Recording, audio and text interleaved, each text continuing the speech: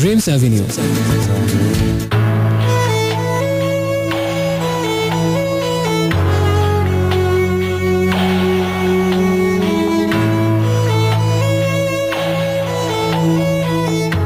Hello friends, শুনছেন radio Amar 88.4 FM আর শুনছেন এই মুহূর্তে নিশ্চয়ই চিনতে পারছেন আপনার নির্ঘুম বন্ধু এবং মধ্যরাতের আগন্তুক যে আপনার ঘুম কেড়ে নিতে চায় ঠিকই, কিন্তু সেই ঘুমটা কেড়ে নিয়ে একরাশ ভালো লাগার ভালোবাসা উপহার দিতে চায় আর বন্ধুত্বের নির্মল স্বাদটা উপহার দিতে চায় এবং আজকেও তাই দিতে চায় রাত 2টো পর্যন্ত। প্রত্যেক শুক্রবার রাত 11টা থেকে 2টো মানেই হচ্ছে ইরাজকে স্বাগত জানানোর সময়, আর আমার হৃদয় দ্বার প্রসারিত হয়ে যায় শুধুমাত্র তোমারই জন্যে। তাই সাথী থাকতে হবে রাত 2টো পর্যন্ত এবং SMS করে জানাতে হবে যে কোনো মনের কথা, স্বপ্ন, ইচ্ছা, কল্পনা, যে কোনো কিছুই। যদি কোনো গান শুনতে ইচ্ছে হয় সেটাও, আর সেই সাথে এর বাইরেও যে কোনো কিছু, কোনো বাধা নেই, কোনো সীমা নেই, কোনো চোখ রাঙানো শাসন নেই, শুধুমাত্র বন্ধুত্বের উদাত্ত অপার আহ্বান থাকবে। আর নিশ্চয়ই ভুলে যাননি যে গত সপ্তাহে ছিল স্টোরি টেলার্স এপিসোড এবং ইনিশিয়ালি প্ল্যান ছিল যে সেটা গত সপ্তাহে হবে, কিন্তু মানে গল্পবার আমরা সবাই মিলে একসাথে বানালাম, বানাতে বানাতে মনে হলো যে ব্যাপক আনন্দ পাচ্ছি আমরা সবাই মিলে, তাই বানাতে বানাতে বানাতে 3 ঘন্টা শেষ হয়ে গেল, কিন্তু গল্প শেষ হয়নি এবং সেই গল্পটা আজকে আমরা শেষ করবো ইনশাল্লাহ সবাই মিলে। সো ইটস স্টোরি টেলার্স 2, আজকে দ্বিতীয় এপিসোড হচ্ছে সেই স্টোরি টেলার্স। আজকে আমরা সবাই গল্প বলবো, সে ঠিক আগের সপ্তাহের মতো, অর্থাৎ যারা হয়তো শোনেননি তাদের জন্য একটু নতুন করে বলি। সেটা হচ্ছে যে অনেক সময় এরকম হয় না যে গল্প বলা প্রতিযোগিতার মতো একজন একটা গল্প স্টার্ট করে দিল, তারপরে যারা কম্পিটিটর তারা সবাই সে নিজের মতো করে গল্পটাকে এগিয়ে নিয়ে যাচ্ছে, আস্তে আস্তে গল্প একদম অনেক ডালপালা ছড়িয়ে কেউ জানে না কোন দিকে যাবে, কোথায় গিয়ে শেষ হবে। সেভাবে একটা সময় সবার পার্টিসিপেশনের মাধ্যমে গল্পটা গিয়ে শেষ হয়, সবাই অবদান রাখে, সবাই গল্প লেখক হয়ে যায় বা গল্প কথক হয়ে যায়, একটা অন্যরকম ক্রিয়েটিভিটি চর্চা হয় এবং গল্প লেখার বা বানানোর যে একটা অদ্ভুত আনন্দ সেটা সবাই মিলে কিন্তু একসাথে পাওয়া যায়। তো সেটা আমরা গত সপ্তাহে করেছিলাম। আমি একটা গল্প স্টার্ট করে দিয়েছিলাম, তারপরে আপনারা সবাই অনেকে ইনপুট দিয়েছিলেন, তাদেরকে আবারও ধন্যবাদ জানাচ্ছি এবং আমার নিজের ইনপুট ছিল এবং এই দুটোর কম্বিনেশনে একটা বেশ দারুণ একটা গল্প কিন্তু শেষ পর্যন্ত হয়ে গিয়েছিল, যেটা মাঝপথে আমরা গত পর্বে শেষ করেছিলাম, আজকে সেটা শেষ হবে। তো স্টোরি টেলার্স 2 এপিসোডে সবাইকে স্বাগত এবং আজকে সেই গল্পটা আমরা শেষ করব। তো সেটা নিয়ে ইনপুট আমাকে দেবেন আশা করছি আগের দিনের মতো। নিশ্চয়ই ভুলে যাননি স্পন্দন, তার বাবা ফারহান, মা ইশিকা এবং আরও দুজনের কথা, সাইফ এবং শ্রেয়া। গত সপ্তাহে কিন্তু আমরা শেষ করেছিলাম, দেখা যাক আজকে কি দাঁড়ায় শেষ পর্যন্ত। সো SMS করার নিয়মটা হচ্ছে আপনার মোবাইল ফোনের SMS অপশনে যাবেন, গিয়ে প্রথমে লিখবেন রেডিও আমাদের শর্টেস্ট ভার্সন, যেটা হচ্ছে RA, স্পেস দিয়ে আপনার নাম, ঠিকানা এবং তারপরে কথাগুলো আর লিখে পাঠাবেন 6969 এই নাম্বারটাতে। আইএসডি শুনছি ইন্ডালোর গান।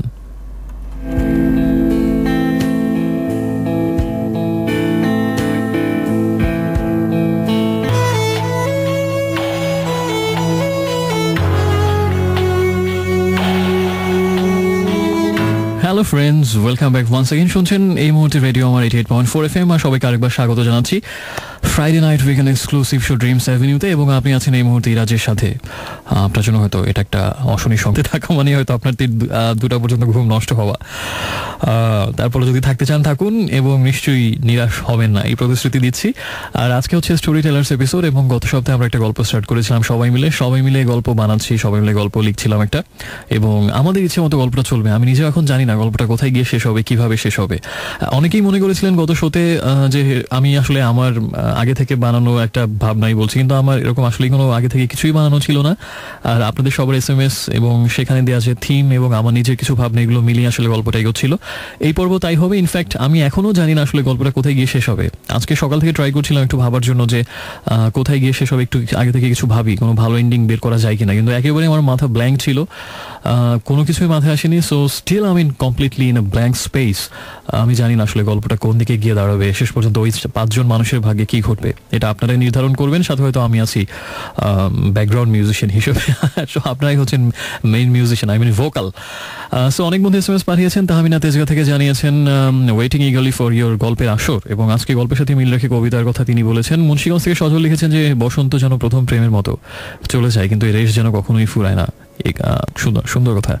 রাশেদ জানিয়েছেন বহুদিন পর সব বন্ধুরা মিলে মেঘনায় ট্রলার জার্নি করলেন এবং সবচেয়ে মজার ছিল সন্ধ্যার দিকে সবাই পানিতে নেমে গিয়েছিলেন। ভালো লাগে বন্ধুরা যখন এরকম প্রত্যেক সপ্তাহে ঘোরাঘুরি খবর জানায় আমাদেরকে। একা জানিয়েছেন ড্রিমস অ্যাভিনিউ হচ্ছে 1422 বঙ্গাব্দের শেষ পর্ব এবং আমার অনুভূতি কি? আমার অনুভূতি খুবই ভালো। শুভ নববর্ষ জানিয়েছেন অ্যাডভান্স সবাইকে, আমিও জানাচ্ছি সবাইকে। এবং পরিস্বপ্ন জানিয়েছেন যে অলরেডি গল্পের থিম কিন্তু আসা শুরু হয়ে গেছে। পরিস্বপ্ন জানিয়েছেন যে স্পন্দন এখন টিনএজে আছে এবং কেটে গেছে 8 বছর। সম্পর্কগুলো অতটা না বুঝলেও বাবা মার অদৃশ্য দূরত্বটা সে বুঝতে পারে। আর শ্রেয়া আজও বহিমিয়ান এবং মাতৃত্বর স্বাদ সে পায়নি। আর সাইফেরও নিজেকে খুব অসফল লাগে, এটা হচ্ছে তার ইনপুট। ইশরাত আমাকে জানিয়েছেন যে আচ্ছা তিনিও ইনপুট দিয়েছেন। ছায়া SMS পাঠিয়েছেন বেশ কিছুদিন পরে। আপনারাও প্লিজ আমাকে গল্পের ইনপুট দেবেন এবং সেই সাথে কোনো গান শুনতে চাইলে বা যে কোনো কিছু, স্পেশালি গল্পের ইনপুট আজকে বেশি পেলে খুশি হব। আর নিশ্চয়ই ভুলে যাননি যে গল্পের সবচেয়ে সুন্দর নাম যিনি দেবেন তাকে আমি কোনো একটা এপিসোডে আমন্ত্রণ জানাবো, স্টুডিওতে আমার সাথে বসে কিছুক্ষণ আড্ডাবাজি করবেন অন এয়ার লাইভ। এবং সেই সাথে আমি গত সপ্তাহে আরেকটা কথা বলেছিলাম যে আমার কোন ক্যারেক্টারটা ভালো লাগছে এটা যদি বলেন ঠিকভাবে, এটা একটু আমি চেঞ্জ করছি, এটা থাকবে না। আপনার কোন ক্যারেক্টারটা ভালো লাগছে এবং কেন ভালো লাগছে সেটা লিখুন। আমার কোনটা ভালো লাগছে এটা দরকার নেই, আপনার নিজেরটা লিখুন। হ্যাঁ, যে কোন 5 জনের মধ্যে 5 জন না, স্পন্দনের তো সব, সে তো আসলে মূল ক্যারেক্টার, তাকে সবারই হয়তো ভালো লাগবে। বাকি 4 জনের মধ্যে কাকে ভালো লাগছে সেটা একটু আমাকে লিখে পাঠান, কি কারণে। তার মধ্যে থেকে বেস্ট অ্যান্সার দাতা তিনিও আসতে পারেন। অর্থাৎ দুজন আপনাদের মধ্যে থেকে দুজন আমার সাথে কোনো একটা এপিসোডে থাকবেন আমার পাশের দুটো হট সিটে, এবং আমরা একসাথে আড্ডা দেবো। দেখা যাক কোন লাকি উইনাররা আসেন নির্বাচিত হয়ে, এবং আমি খুব অধীর আগ্রহে অপেক্ষা করবো তাদের জন্য, কারণ বহুদিন আমার স্টুডিওতে অন এয়ার লাইভ আড্ডা দেওয়া হয় না কোনো ফ্রেন্ডের সাথে। এই সুযোগটা গ্রহণ করবেন এবং আমাকে বন্ধুদের দেখা পাওয়ার সুযোগ থেকে বঞ্চিত করবেন না। SMS করণীয় হচ্ছে প্রথমে আরে লিখবেন, স্পেস দিয়ে নাম ঠিকানা এবং তারপরে কথাগুলো আর লিখে পাঠাবেন যে নম্বরে, সেটা হচ্ছে 6969 এই নম্বরটা। কি গান প্লে করবো দেখা যাক, কোনো গান এখনো প্লে লিস্ট আমি দেইনি। কি গান প্লে করা যায়? প্রথম দুটো গান কিন্তু আসলে গল্পের থিমের সাথেই ছিল, ISD বা ইন্ডালো এবং হারিয়ে যাও বা আরভো ভাইরাস। আর কি গান প্লে করা যায় এটাই ভাবছি। এই গানটা দিয়েই আমরা একটু পরে ফিরছি, সাথেই থাকুন। এটা হচ্ছে সুমনের অনেক আগের গান, প্রথম দিকের গান, স্বপ্নগুলো তোমার মতো।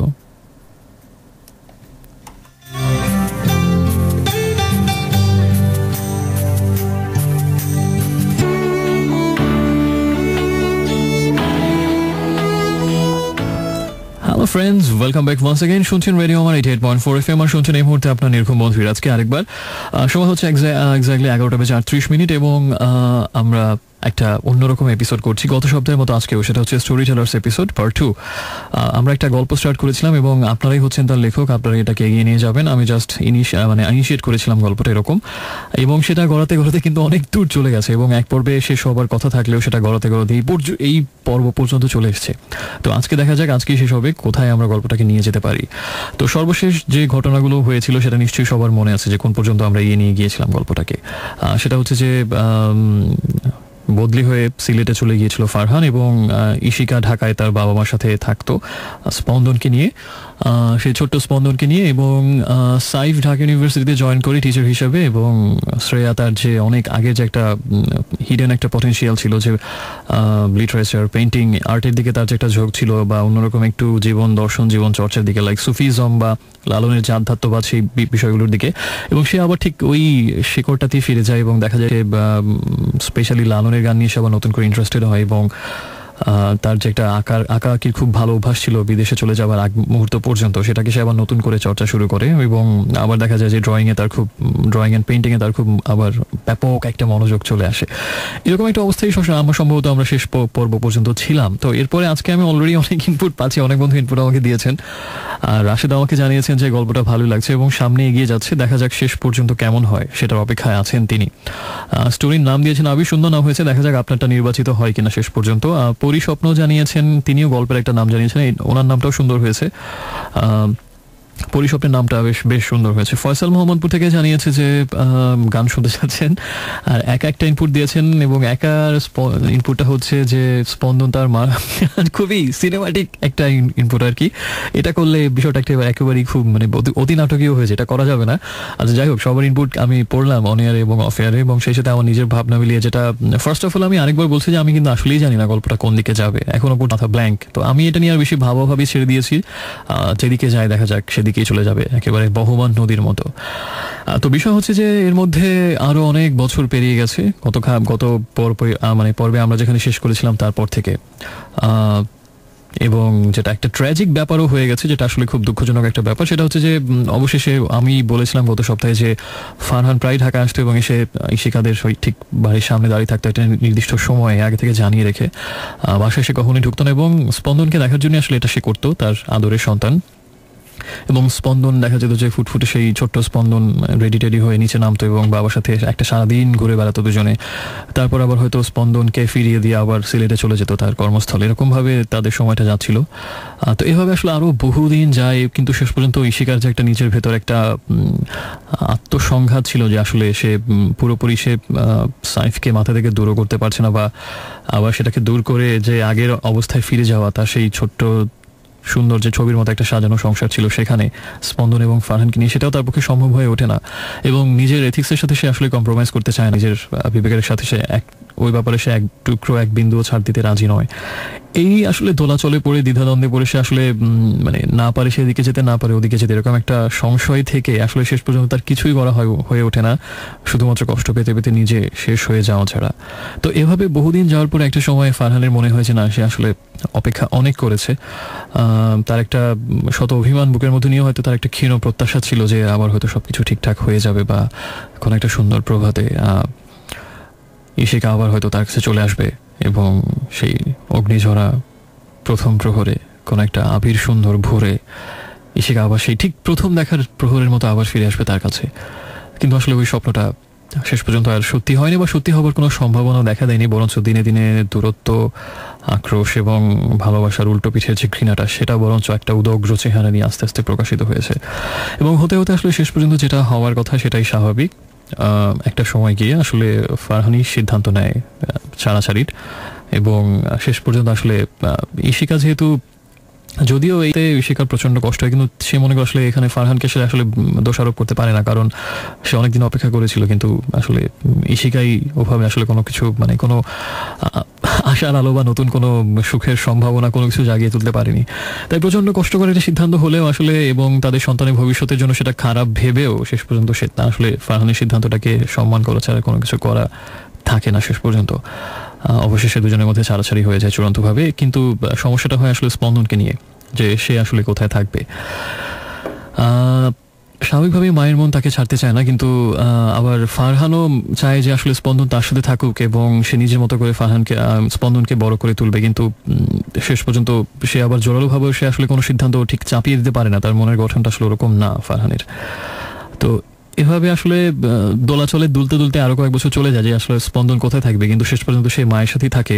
কিন্তু আরো বড় হবার পরে স্পন্দন যখন পুরো বিষয়টা আসলে জানতে পারে বা বুঝতে পারে যে কি হয়েছিল, এবং তার মায়ের সাথে সে আরো বড় হবার পরে যখন সে আসলে বয়সন্ধিকাল পার হয়ে আরো একেবারে কৈশোরের শেষ দিকে বলা যায়, তখন আসলে সে খোলাখুলি ভাবে মায়ের সাথে বিষয়টা নিয়ে আলাপ করে। এবং ইশিকার মানসিক গড়ন এমন না যেগুলো নিয়ে সে কোনো কিছু মিথ্যে বলবে বা লুকিয়ে রাখবে, সে সবকিছুই অকপটে তাকে জানায়।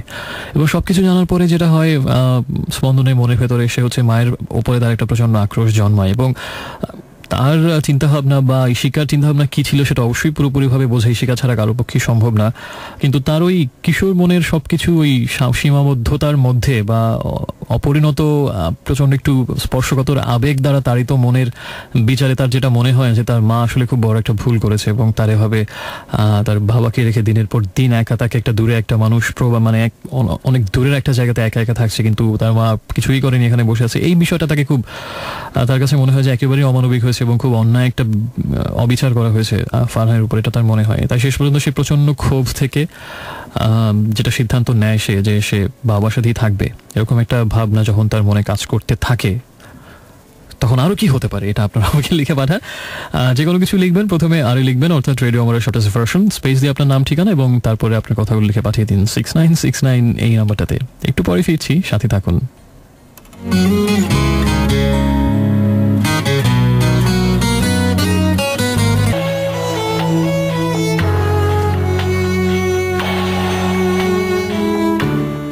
Hello friends, welcome back once again. শুনছেন এই মুহূর্তে রেডিও আমার 88.4 FM, আর শুনছেন Friday night weekend exclusive show dreams avenue, আর শুনছেন আজকে আপনার নির্ঘুম বন্ধু এবং মধ্যরাতের আগন্তুক। So friends, welcome to story tellers episode once again. কিছুক্ষণ আগে একটা ট্র্যাজিক ব্যাপার হয়ে গেছে এবং সেটা নিয়ে আমি অনেক রকম রিয়াকশন পাচ্ছি, যে স্পেশালি ইশিকা এবং ফারহানের মধ্যে যে ডিভোর্স সেটা নিয়ে। তো বেশিরভাগই আমাকে গাল বন্ধ করছেন এবং বলছেন যে এটা কি তুমি কি করলে, ওরে পাষণ্ড, ওরে নির্মম, এরকম অনেক কথা শুনতে পাচ্ছি। আমি আসলে এটাই চাই যে অনেক বেশি রেসপন্স আসুক, এবং যখন রেসপন্স বেশি আসবে তখন বুঝতে হবে যে না আসলেই কিছু একটা হচ্ছে। So I am enjoying the movement of the story.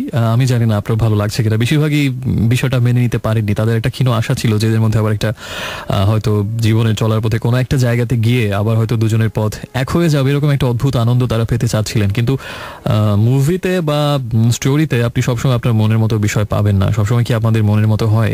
এমন অনেক হয়েছে না যে কিছুতেই মেনে নেওয়া গেল না, এটা কেন হলো, ওটা হলে খুব ভালো হতো।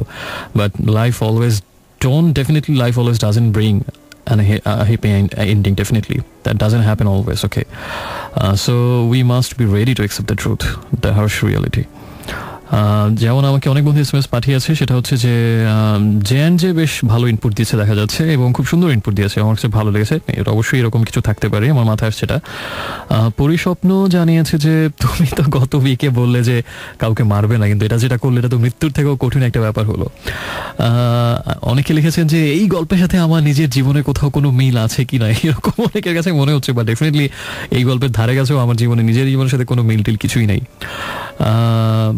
এরপরে আমাকে আরো অনেকে পরিস্বপ্ন আবার ইনপুট দিয়েছেন, এবং নির্জন আমাকে জানিয়েছেন ইশিকাকে কষ্টের নতুন আঙিনায় ছেড়ে দিতে চায় না ফারহান, সে চায় স্পন্দন তার মার কাছেই থাকুক। ফারহান কল্পনায় লালন করে তাদের সেই ছোট্ট সংসার। স্পন্দন এরপর ফারহানের কাছে চলে যেতে চায়, কিন্তু কিছুদিন থাকার জন্য। এটা আমিও ভাবছিলাম। জে যেটা লিখেছে, পরিস্বপ্ন আমাকে জানিয়েছে যে বাবার হঠাৎ বিয়ের কথায় স্পন্দন ভেঙে পড়ে, অবশেষে সিদ্ধান্ত নেয় হোস্টেলে চলে যাবে। আচ্ছা, অনেক সুন্দর সুন্দর ইনপুট পাচ্ছি, ভালো লাগছে। গত সপ্তাহ থেকে এই সপ্তাহের ইনপুটগুলো একটু বেটার মনে হচ্ছে আমার কাছে। এবং অনুরোধ ভালো লাগছে। আচ্ছা, ওনার নাম লিখেছেন আমিনুল ইসলাম। আচ্ছা, উনি বলেছেন গল্পটা ভালো লাগছে, এন্ডিংটাও যেন ভালো হয়, এটা তার অনুরোধ। এবং একা লিখেছেন স্পন্দন তার বাবার কাছে চলে যায় সিলেট। ফারহানের স্পন্দনের খুব সুন্দর দিন কাটে, স্পন্দন তার বাবা নামক বন্ধুর কাছে জীবনটাকে নতুন করে চিনতে চায়। তাহমিনা জানিয়েছে গল্পের একটা নাম, এবং তার কাছে ভালো লাগছে শ্রেয়াকে। আমি কিন্তু আচ্ছা, বাই দ্য ওয়ে, দুটো কুইজের কথা নিশ্চয়ই ভুলে যাননি। গল্পের সবচেয়ে সুন্দর নাম যিনি দিবেন, এবং 4 জন ক্যারেক্টারের মধ্যে স্পন্দন ছাড়া বাকি 4 জনের মধ্যে আপনার কাকে সবচেয়ে ভালো লাগছে এবং কেন, সেটা লিখে পাঠাবেন। এবং এইভাবে দুজনকে সিলেক্ট করে আমি অন এয়ার লাইভ আড্ডা দেবো তাদের সাথে কোনো একটা এপিসোডে খুব তাড়াতাড়ি, এই মাসেই। তো উনি লিখেছেন তার সবচেয়ে শ্রেয়াকে ভালো লাগছে, কারণ সবাই তার মতো দিশাহীন, হয়তো ফারহান ইসিকা সাইফ বা স্পন্দন হয়ে দিশাহীন। আচ্ছা, এটা তার মনে হয়। দেখা যাক শেষ পর্যন্ত কোন দুজন বন্ধু নির্বাচিত হন। আচ্ছা, বাই দ্য ওয়ে, অনেকে এখনো সিলেট করছেন, কিন্তু আসলে সেই ঘটনাকে সে যখন বদলি হয়ে সিলেটে গেল, আমরা এটা অনেক আগের কথা। এরপরে কিন্তু ফারহান এখন কৈশোরের প্রায় শেষ প্রান্তে, অনেক সময় চলে গেছে এর মধ্যে। সেই সর্বশেষ আমরা গল্প যেখানে শেষ করেছিলাম গত এপিসোডে। সো এখনও ফারহান সিলেটে নেই, যেহেতু তাকে গভর্নমেন্ট সার্ভিসে সে আছে, কিছুদিন পরপরই বদলি হতে হয়। এখন সে ঢাকাতেই। ফারহান ইন্টারেস্টিং ব্যাপার হচ্ছে, এবং আগের থেকে বেশ কয়েকটা পদোন্নতি পেয়ে সে এখন বেশ বড় একজন কর্মকর্তা, এবং ঢাকা শহরেই সে আছে, যেখানে স্পন্দন এবং ইশিকাও থাকে, একই শহরে তারা আছে, এবং এভাবেই তাদের সময় কাটছে। এবং তাদের তো ডিভোর্স হয়ে গেল, যেটা আমি কিছুক্ষণ আগে বললাম, যেটা আপনারা মেনে নিতে পারেননি আসলে। সো তারপরে স্পন্দন যেটা সিদ্ধান্ত নিল, যে আসলে মায়ের উপর তার প্রচণ্ড অভিমান জন্মায়, যে তার মাই ভুল করেছে, সেক্ষেত্রে সে তার বাবার প্রতি তার সিম্প্যাথিটা কাজ করে, এবং মনে হয় যে মায়ের একগুঁয়েমি এবং জেদের কারণে আজকে তাদের সংসারের এই পরিণতি, এবং তার বাবাকে এতগুলো বছর একা একা কাটাতে হচ্ছে। এবং প্রচণ্ড একটা অভিমান, ঘৃণাও বলতে পারেন, মায়ের উপরে তার কাজ করে, এবং সে আসলে শেষ পর্যন্ত সিদ্ধান্ত নেয় সে মায়ের সাথে আর থাকবে না। এবং একজন বন্ধু লিখেছেন যে বাবার কাছে চলে যায়, এবং আসলে তাই হয়, সে বাবার কাছে চলে যায়। এবং এক্ষেত্রে আমার যেটা ভালো লাগে, ফারহান এবং ইশিকা দুজনের মধ্যে যে মানে মনের দিক থেকে বা উদারতার ব্যাপার বা বিবেকের ব্যাপারে দুজনই খুব প্রচন্ড রকম শক্তিশালী। ফারহানের যদিও স্পন্দনের জন্য মন কাঁদতো এতগুলো বছর, এবং প্রতিটা মুহূর্তে তার মনে হতো যে স্পন্দন ওর সাথে মানে তার নিজের সাথে থাকুক, কিন্তু সে কখনোই জানি জোর করে পিতৃত্বের অধিকার দিয়ে ছিনিয়ে নিয়ে যেতে মায়ের বুক থেকে স্পন্দনকে, এটা সে কখনোই চায়নি। কিন্তু এখন যখন স্পন্দন নিজেই তার কাছে চলে আসতে চায়, তখন আর সে আসলে তাকে বাধা দেয় না, এবং অবশেষে এতদিন পরে তার সে সুপ্ত বাসনাটা পূর্ণ হয়, এবং স্পন্দন তার বাবার সাথে গিয়ে বসবাস করা শুরু করে। আর ওদিকে বেচারি ইশিকা, বুঝতেই পারছেন যে এতদিন ধরে তো একটা প্রচন্ড কষ্ট ভারী পাথরের মতো বুকের মধ্যে নিয়ে বেড়াচ্ছিল, এবং এখন শেষ পর্যন্ত তার একমাত্র অবলম্বনও চলে গেল তার কাছ থেকে। কতটা নিঃস্ব এবং অসহায় অবস্থায় পড়লে সে আসলে কি অবস্থায় যে এখন দিন রাতিপাত করছে, এটা নিশ্চয়ই খুব সহজে অনুমেয়। তো সে আরও ভেঙে পড়ে, শরীর স্বাস্থ্যের প্রচণ্ড অবনতি হতে থাকে এবং ইশিকার বাবা মা তাকে নিয়ে প্রচণ্ড রকম চিন্তার মধ্যে পড়ে যে আসলে কোনো কিছুতেই তাকে আসলে একটু মনের দিক থেকে শক্ত করা, অনেক সাপোর্ট দিয়েও সম্ভব হয় না। শেষ পর্যন্ত বাধ্য হয়ে ইশিকার বাবা মা অনেকটা বাধ্য এবং নিরুপায় দেখি শেষ পর্যন্ত ইশিকার বাবার ব্যবসায় তাকে জয়েন করার জন্য বলে বা তার অফিসে গিয়ে একটু বসে একটু সময় দেওয়ার জন্য বলে তাকে। তো প্রথম দিকে ইশিকার আপত্তি থাকলো, শেষ পর্যন্ত তাদের পীড়াপিড়িতে বা একেবারেই আসলে কিছুটা কষ্ট হলেও ভুলে থাকার জন্য হলেও সে শেষ পর্যন্ত বাবার অনুরোধে তার বাবার ব্যবসায় গিয়ে সে বসা শুরু করে এবং সেটা দেখাশোনা শুরু করে। এটি হচ্ছে তাদের জীবনের সর্বশেষ পরিস্থিতি এবং স্পন্দনের বিষয় আসছে একটু পরে। তার আগে এবার একটু আমরা সাইফ এবং শ্রেয়ার দিকে আবার একটু তাদের কি হলো দেখা যাক। সাইফের মধ্যে আমি যেটা সর্বশেষ যেখানে শেষ করেছিলাম যে সে আসলে একেবারেই একটা হঠাৎ করে আমেরিকাতে থাকা অবস্থায় যখন সে উচ্চাকাঙ্ক্ষী ছিল, নিজের খুব খ্যাতি হবে, নাম হবে, কিন্তু সেখান থেকে আসলে বিশেষ করে মায়ের মৃত্যুর পরে তার জীবনের অসারতাটা তার কাছে ধরা পড়ে এবং একটা বিশাল বড় একটা শূন্যতা তার জীবনের মধ্যে, সেটা সে প্রথমবারের মতো অনুধাবন করে এবং তারপর সে দেশে ফিরে আসে এবং প্রথম দিকে উদ্দেশ্যহীনভাবে ঘুরে একটা সময় শেষ পর্যন্ত গিয়ে সে তার পুরনো একটা যে পেশা ছিল শিক্ষকতা, সেখানেই আবার নিজেকে সে সমর্পণ করে এবং ঢাকা বিশ্ববিদ্যালয়ে জয়েন করে শিক্ষক হিসেবে। এবং আস্তে আস্তে সে আবার তার যেহেতু তার মধ্যে আসলে একটা প্রচন্ড রকম জ্ঞানী একটা সত্তা বা খুব গবেষণা করবে, জার্নাল বের করবে, থিসিস বের করবে এবং নিত্য নতুন বিজ্ঞানের থিওরি নিয়ে কাজ করবে, ওই প্রেমটা তার মধ্যে আবার ফিরে আসে এবং একটা সময় সে একেবারে ডুবে যায় শিক্ষকতার ভেতরে এবং ছাত্রছাত্রীদের কাছে সে প্রচন্ড রকম প্রিয় এক অসাধারণ একজন শিক্ষক এবং বিশ্ববিদ্যালয়ের অন্য সব শিক্ষকরাও তাকে নিয়ে গর্ববোধ করে যে এত বিখ্যাত একজন স্কলার তাদের ডিপার্টমেন্টে কাজ করছে এবং এভাবে তার সময় কাটছে। কিন্তু এই ঝোঁকের মধ্যে সে আবার ডুবে যায় এবং আসলে শ্রেয়ার প্রতি তার খুব একটা যে সাময়িক যে একটা মোহ ছিল সেটা তো অনেক আগেই কেটে গেছে এবং শ্রেয়ার প্রতি তার এখন আসলে ওভাবে তার মানে মাথায় আসে না যে সে কোথায় আছে বা কি করছে, সে তার নিজেকে নিয়ে আছে এখন সাইফ। এদিকে শ্রেয়া সে তো আঁকাআঁকি শুরু করেছিল এবং একটা সময় সে তার সেই প্রতিভার সম্পূর্ণ স্বাক্ষর রেখে অনেক আস্তে আস্তে ধীরে ধীরে খুব ফেমাস হতে থাকে এবং তার অনেকগুলো এক্সিবিশন হয়। দেশের একেবারে প্রথম সারির চিত্রশিল্পীদের সাথে তার রেগুলার এক্সিবিশন হতে থাকে এবং তাকে নিয়ে শিল্প সাহিত্যের পত্রিকার পাতায় তাকে নিয়ে রিভিউ বের হয়, তার কাজ নিয়ে সমালোচনা বের হয় এবং খুব বেশ মানে সাংস্কৃতিক জগতে একজন বেশ উজ্জ্বল একজন ব্যক্তিত্ব সে হয়ে ওঠে ধীরে ধীরে এবং এমনও হয় যে দেশের বাইরেও তার এক্সিবিশন হতে থাকে। তো এভাবেই তার সাফল্যের জুড়ে আস্তে আস্তে সে আরোহণ করতে থাকে। আর পাশাপাশি তার সেই লালনের যে চর্চা, লালনের গানের প্রতি বা সুফিজম এবং বাউল তত্ত্ব এসবের প্রতি তার যে একটা আকর্ষণ এবং এগুলো নিয়ে কাজ করে, এই সেটাও আস্তে আস্তে তার আরও দৃঢ় হতে থাকে এবং এভাবে তারও সময় কাটছে। কিন্তু তাদের ব্যক্তিগত জীবনে বলতে আসলে তাদের মধ্যে ছাড়াছাড়িও হয়নি এবং তারা এখনো একসাথেই থাকে, আবার মাঝে মাঝে কে কোথায় থাকে ঠিক নেই। শ্রেয়া আবার হয়তো ঘুরেও বেড়ায়, মানে কিন্তু আসলে তাদের মধ্যে এরকম আসলে কোনো মানে যোগসূত্রও নেই বা কোনো বাঁধনও আসলে কাজ করে না। বলা যায় দুজনের মতো হয়তো একই ছাদের নিচে কিন্তু দুজনের দুটো আলাদা দুনিয়া। সেখানে হয়তো আবার তাদের মধ্যে কোনো ঘৃণাও নেই, আক্রোশও নেই, কোনো ঝগড়াঝাটি কোনো কিছুই নেই, কারণ কাউকে নিয়ে কারো কোনো আক্ষেপও নেই। সাইফ তার নিজের কাজ নিয়ে ডুবে আছে, শ্রেয়া কী করছে এগুলো নিয়ে তার কোনো একটা মাথা ব্যথা নেই, আবার সাইফও কী করছে না করছে বা তার প্রতি মনোযোগী কিনা এগুলো নিয়ে তার সে আসলে কোনো বদার করে না শ্রেয়া। সে তার নিজের একটা সৃষ্টিশীল জগৎ নিয়ে পড়ে আছে। তাদের সর্বশেষ অবস্থাটা হচ্ছে এরকম। এই অবস্থায় আপনারা দেখি কোথায় এগিয়ে নিয়ে যেতে চান গল্পটাকে আরো further. So let's enjoy song now. এবং তার আগে একটু এসএমএস করার নিয়মটা বলি। গল্পে আপনি ইনপুট দিন, আপনিও গল্প লেখক এবং গল্প কথক হয়ে যান। আপনি কি ভাবছেন গল্পটার পরে কি হবে তাদের জীবনে, এটা আপনি লিখে পাঠান। আর এসএমএস করার নিয়মটা হচ্ছে প্রথমে আরে লিখবেন, স্পেস দিয়ে নাম ঠিকানা এবং তারপরে কথাগুলো, আর লিখে পাঠাবেন 6969 এই নাম্বারটাতে।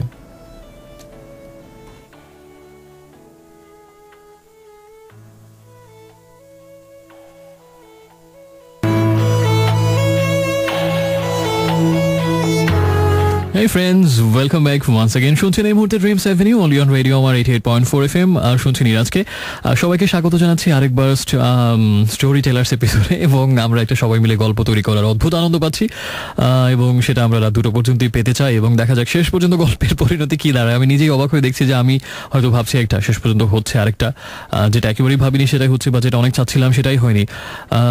একটা বিষয় আমি হুমায়ুন আহমেদের একবার পড়েছিলাম অনেক একটা সাক্ষাৎকারে, যে আসলে উনি একটা প্ল্যান নিয়ে লেখা শুরু করেছিলেন এবং করেন, কিন্তু শেষ পর্যন্ত কখনোই হয়তো সেখানে থাকে না এবং লেখার ক্ষমতাটাও ওনার কাছে থাকে না। অটোমেটিক গল্প যেন গল্পের মতো করে কোথায় চলে যায়, উনি চাইলেও সেটাকে ক্যারেক্টারগুলোকে আর নিয়ন্ত্রণ করতে পারেন না।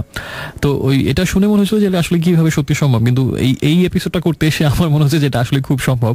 আমি নিজেও যেটা চাচ্ছিলাম সেটা দেখা গেল হলো না, আমার মনে যেটা চাচ্ছিল যে এটা হোক কিন্তু সেটা হয়নি, যেটা চাচ্ছিল না হয়তো সেটাই হয়ে গেছে এবং আমি নিজেও নিয়ন্ত্রণ করতে পারছি না গল্প মানে ক্যারেক্টারগুলোকে। মনে হচ্ছে যে না এটাই হওয়া উচিত, এটাই হওয়ার কথা ছিল, এটাই হোক। এটা একটা অদ্ভুত অনুভূতি আসলে। নিজে কখনো কিছু হয়তো বানাতে গেলে আপনি এটা আরো বেশি করে রিয়েলাইজ করবেন, বাট সেটা আজকেও করতে পারেন, কারণ আপনিও কিন্তু ইনপুট দিচ্ছেন এবং গল্প রচনায় আপনার অনেক অবদান, এবং আজকে অনেক ভালো ইনপুট পাচ্ছি। তাই আজকে আপনাদের ইনপুট থেকেই বেশিরভাগ অংশটা আমি নিচ্ছি। আসলে আমি নিজে ইনপুট কম দিচ্ছি, আর আমার মাথা আজকে একদমই কাজও করছে না।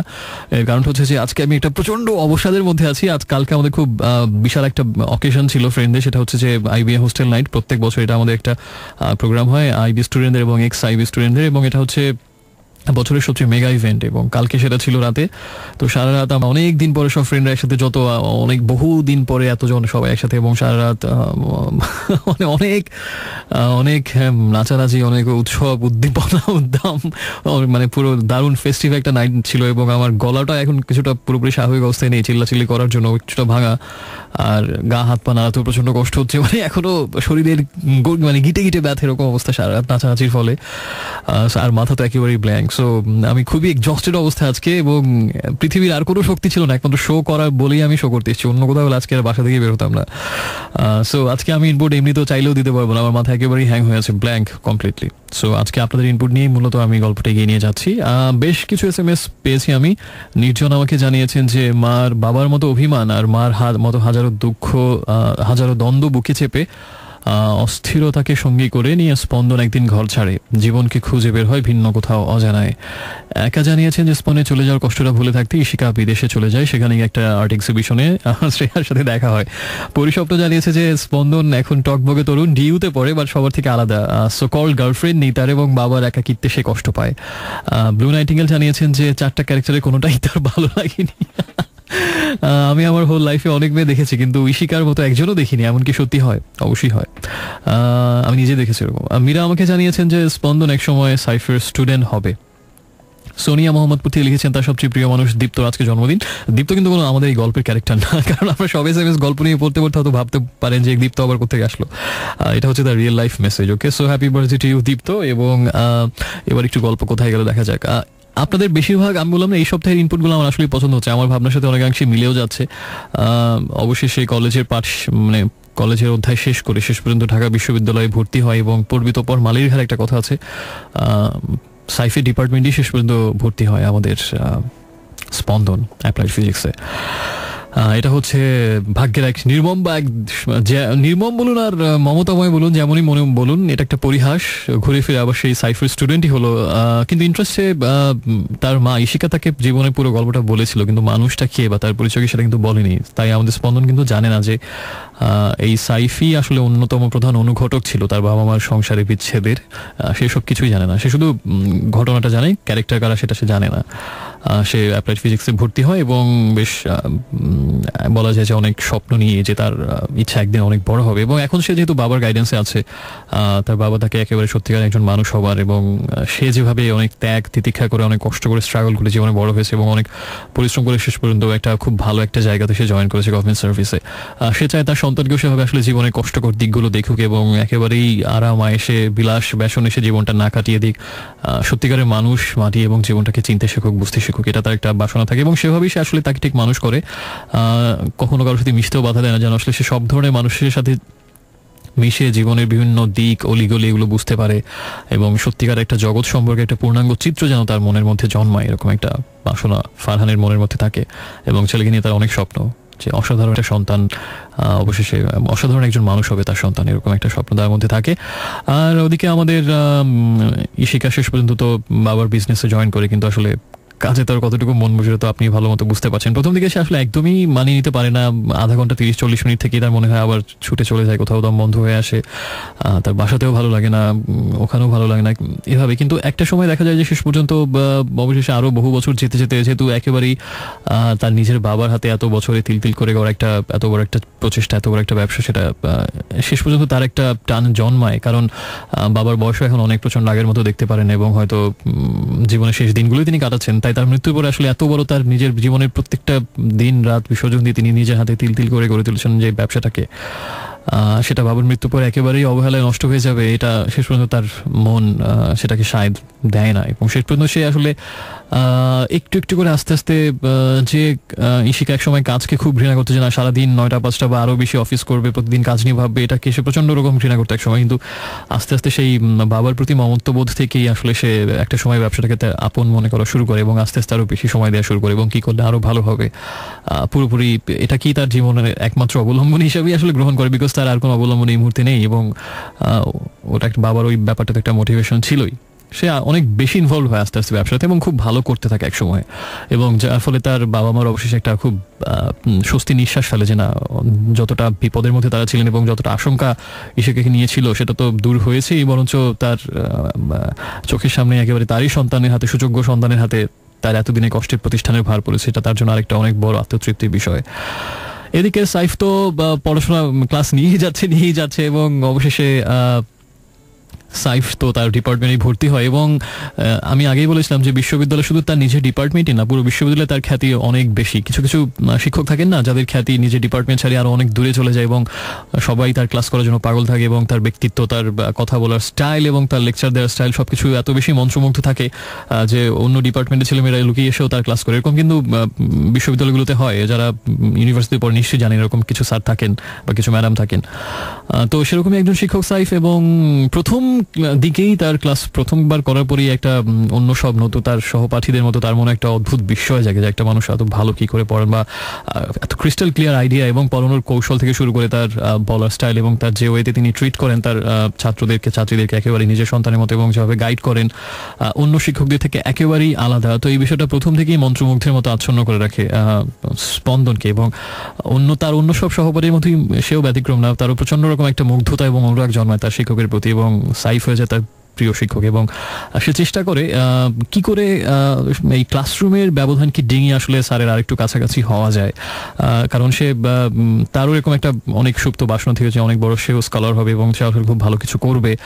বা স্যারের মাঝে মাঝে সাইফ আবার ক্লাসরুমের পড়ানোর পাশাপাশি তার জীবন নিয়ে তার নিজের অভিজ্ঞতাও শেয়ার করে, কারণ তার একটা উদ্দেশ্য থাকে, সে শুধু তাদেরকে ক্লাসের বই পড়াবে আর কিছু না এমন না, সে চায় আসলে তার নিজের জীবনে যে ভুলগুলো করেছিল একটা সময় উচ্চাকাঙ্ক্ষার মোহে পড়ে, বা নিজের সত্যিকারের বাবা মাকে পর্যন্ত ভুলতে বসেছিল বা ভুলে গিয়েছিল, সেই নিজের জীবনে ভুলগুলো থেকে সে আসলে চেষ্টা করে এগুলো বলে যেন অন্যদেরকে মোটিভেট করা যায় বা তারা যেন এরকম ভুল না করে। তো মাঝে মাঝে সে এর পাশাপাশি টুকটাক জীবন দর্শন, ফিলোসফি এগুলো নিয়েও বলতো যে আসলে কি করা উচিত এই বয়সে, কারণ সবাই যেহেতু একটু কিছুটা হলেও অপরিণত থাকে। তো এই কারণে সাইফের প্রতি আমাদের স্পন্দনের মনে হয় যে না, স্যারের কাছ সাথে কথা বলে আরো জানবে, বুঝবে, এবং তার নিজেরও যেহেতু একাকিত্ব প্রচন্ড একটা হতাশা কাজ করে তার বাবা মার ওই ব্যাপারটা নিয়ে, সে চায় স্যারকে সত্যিকার একজন গাইড এবং ফিলোসফার হিসাবে পেতে, যে তার কাছ থেকে আরো অনেক বেশি হয়তো কাছাকাছি গিয়ে তার কাছ থেকে যদি আরো কোনো সাপোর্ট পাওয়া যায়, বা কিন্তু একটা মনের মধ্যে প্রচন্ড একটা দ্বিধা বা ভয় কাজ করে যে আসলে কিভাবে যাবো, স্যার কিভাবে নেবে, এরকম একটা সিচুয়েশন। আর আমাদের শ্রেয়া, বোহেমিয়ান শ্রেয়া, জিপসি শ্রেয়া তো আসলে তার সাফল্যের পতাকা তো পথ করে উঠছে, এবং আরো অনেক দেশের সীমানা ছাড়িয়ে এখন সে আন্তর্জাতিক পরিমণ্ডলেও তার খ্যাতি ছড়িয়ে পড়েছে, এরকম এতটাই সে ভালো করছে তার কাজের জায়গাটাতে। So let's take a break and let's enjoy another song. So আপনিও আমাকে জানান এরপরে আপনি কি ভাবছেন গল্পটা কোথায় যেতে পারে, এবং SMS করুন। প্রথমে আরই লিখবেন, স্পেস দিয়ে নাম ঠিকানা এবং তারপরে কথাগুলো আর লিখে পাঠিয়ে দিন 6969 এই নাম্বারটাতে।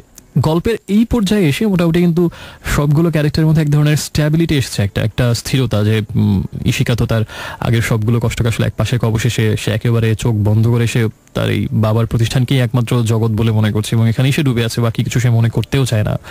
মাঝে মাঝে যে হয়তো মনে পড়ে, কিন্তু সে আসলে ক্ষণিকে আবার সেটা ভুলে যাওয়ার চেষ্টা করে। সাইফ তো তার নেশার মতো তার শিক্ষকতায় ডুবে আছে, এবং সেখানে স্পন্দনকেও পেয়েছে, সে পায়নি, স্পন্দন তাকে পেয়েছে এখন পর্যন্ত। আর ফারহান তো এখন অনেক বেশ বড় কর্মকর্তা, এবং ঢাকাতেই তার অফিস বাসা দুটোই। এতদিন পরে অন্তত কিছুটা পূর্ণতা তার জীবন এসেছে, যেহেতু তার আদরের সন্তান তার সাথে থাকে। আর নিজের যে একেবারে খুব একটা অনেক বড় প্যাশন ছিল পেইন্টিং, সেটাতে অনেক অনেক যতটুকু প্রাপ্তি থাকা সম্ভব তার অনেকটুকুই পাওয়া হয়ে গেছে শ্রেয়ার, এবং সে খ্যাতির উচ্চুঙ্গে অবস্থান করছে এই মুহূর্তে। অনেকটা স্টেবিলিটি কিন্তু সবার জীবনে, খুব বেশি আলোড়ন, আন্দোলন বা ক্রাইসিস এই মুহূর্তে নেই, কিন্তু এভাবে কি চলবে? জীবন কি সবসময় এভাবেই একেবারে ছন্দবদ্ধ নদীর মতো থাকে? নিশ্চয়ই না, অনেক বড় ক্রাইসিস আসতে পারে, অনেক কিছু হতে পারে, আপনি সেটা ডিসাইড করবেন। সো জানান এরপরে কি হতে পারে, 6969 নম্বরে পাঠাবেন। একটু পরে ফিরছি, সাথেই থাকুন।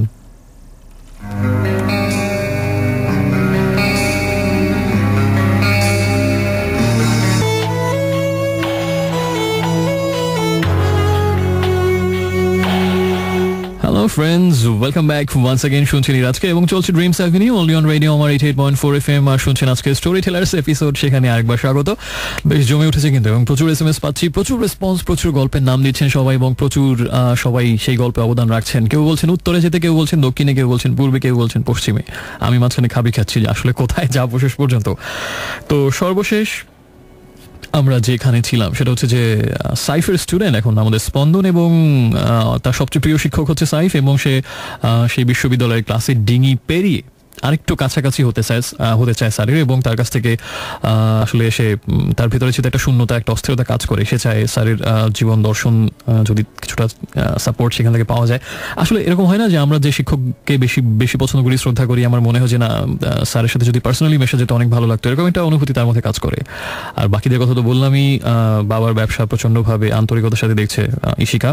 ফারহান ব্যস্ততার অনেক বড় অফিসার, সে এখন তার প্রচন্ড অনেক বেশি দায়িত্ববোধ, এখন সেগুলো নিয়ে ব্যস্ত। আর পাশাপাশি একটা ভালো লাগা কাজ করে যে স্পন্দন এখন তার একমাত্র আদরের সন্তান, তার সাথেই থাকে। আর বিখ্যাত পেইন্টার শ্রেয়া তো হাওয়ায় উঠছে।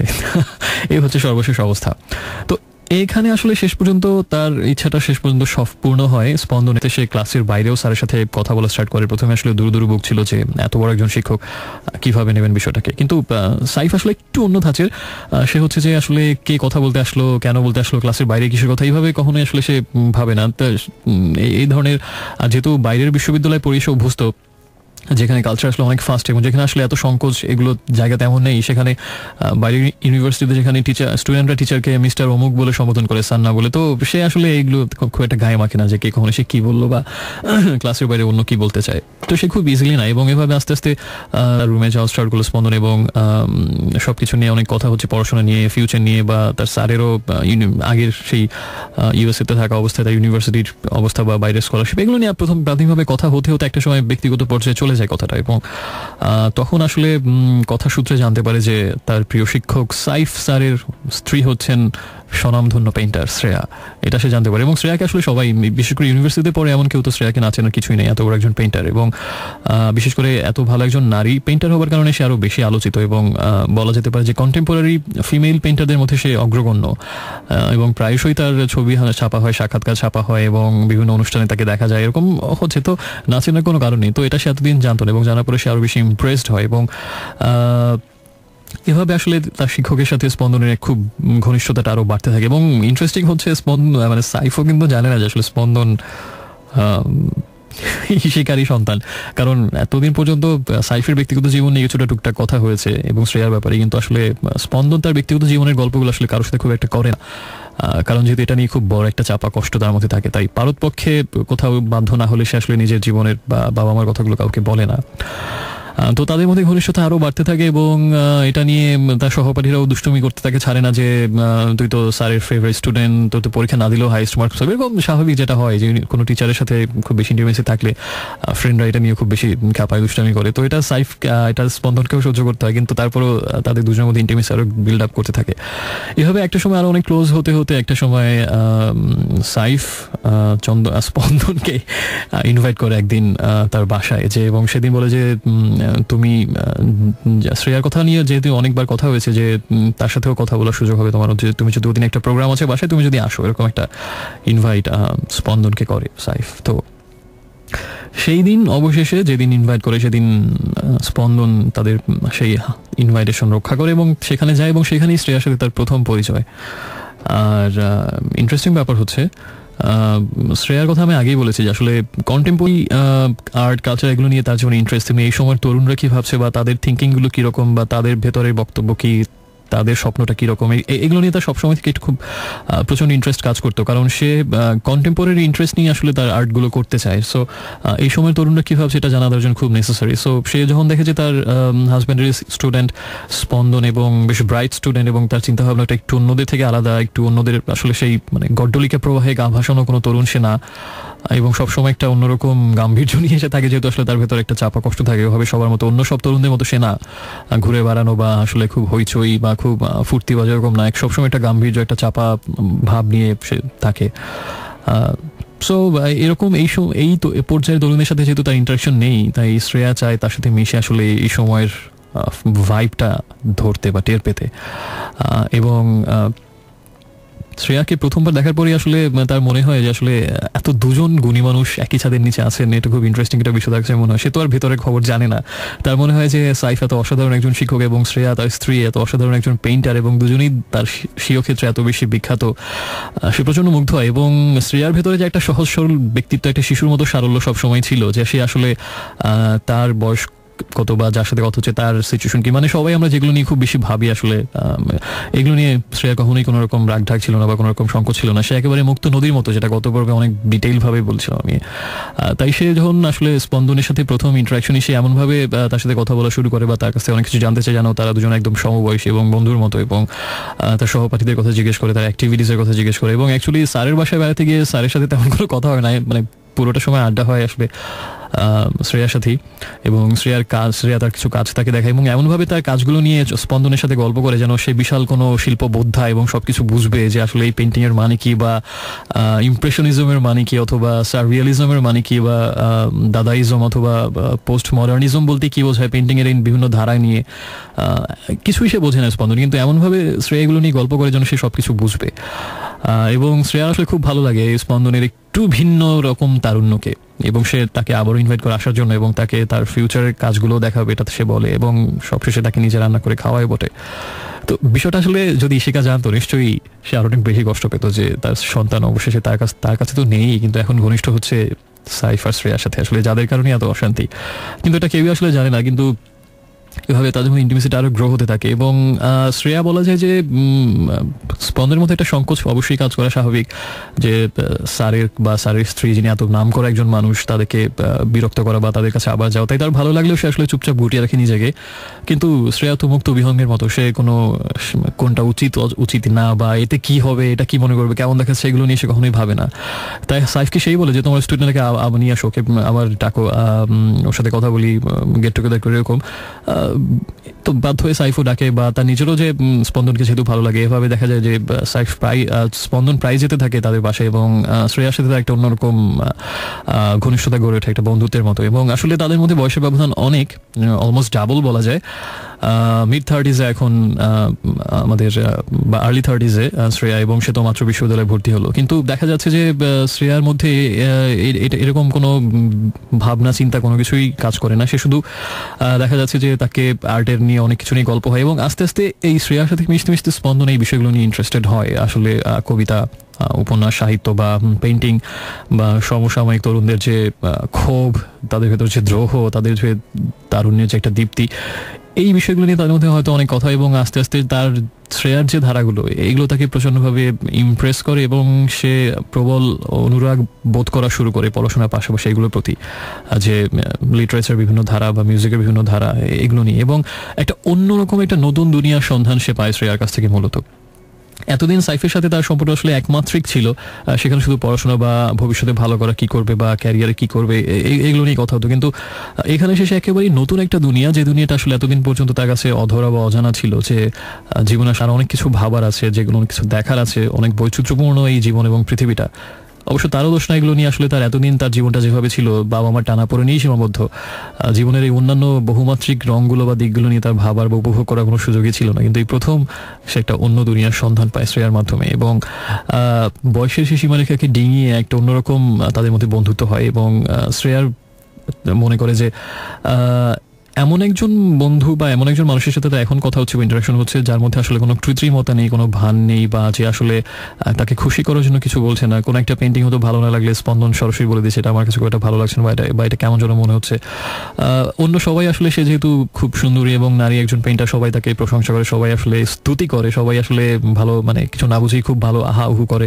তো এইটা সে যেহেতু দেখে যে স্পন্দনের মধ্যে অনুপস্থিত, সে মনে করে যে আসলে সত্যিকারের একজন ক্রিটিক বা সত্যিকারের একজন কোম্পানি এতদিনে সে পেয়েছে, এবং দুজনের মধ্যে ফ্রেন্ডশিপটা অনেক বেশি ব্লজম করে আস্তে আস্তে। তো এভাবে এগিয়ে যেতে থাকে, এবং এমনও দেখা যেতে থাকে যে শ্রেয়াকে নিয়ে সে অনেক গানের আসরে যাচ্ছে, এবং কোনো কনসার্টে বা কোনো পেইন্টিং এক্সিবিশনে যাচ্ছে, কোনো ভালো মুভি এলে সেটা দেখতে যাচ্ছে। এবং এই দুনিয়াটা সম্পূর্ণ অধরা ছিল এতদিন স্পন্দনের কাছে, যে এবং সে একেবারে বলা যায় যে মানে আসক্তির মতো তার স্যারের ওয়াইফ শ্রেয়ার সঙ্গে সে একেবারে ডুবে থাকে, এবং তাদের মধ্যে প্রায়ই তারা হ্যাং আউট করছে, কোথাও না কোথাও যাচ্ছে। এবং মূলত আসলে সেগুলো আর্ট অ্যান্ড কালচার বেসডই আসলে হ্যাং আউটগুলো, কারণ শ্রেয়া আসলে এই প্রথম একজনকে পায় যাকে সে গাইড করতে পারছে, যাকে সে শেখাতে পারছে। কারণ এতদিন সে নিজের আনন্দে করে গেছে, কিন্তু কাউকে হাতে ধরে নতুন একটা জগতে প্রবেশ করানোর বা নিজের ভাবনাগুলো তার মধ্যে ছড়িয়ে দেওয়ার যে একটা আনন্দটা, কাউকে নিজের মতো করে গড়ে তোলার যে অদ্ভুত একটা আনন্দ, সেটা সেই প্রথম পাচ্ছে। আর স্পন্দনের কথা তো বললামই। সো গল্প এখন টার্ন নিচ্ছে এদিকে, এবং একটা অসম বন্ধুত্ব শ্রেয়া এবং স্পন্দনের মাঝে।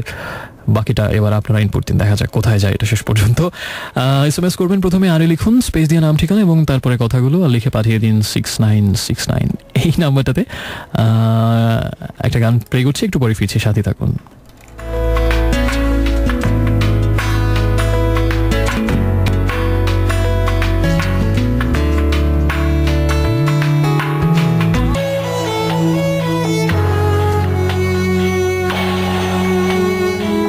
Hello friends, welcome once again. শুনছেন এই মুহূর্তে আজকে, এবং শুনছেন রিমস অ্যাভিনিউ, শুনছেন রেডিও আমার 88.4 FM।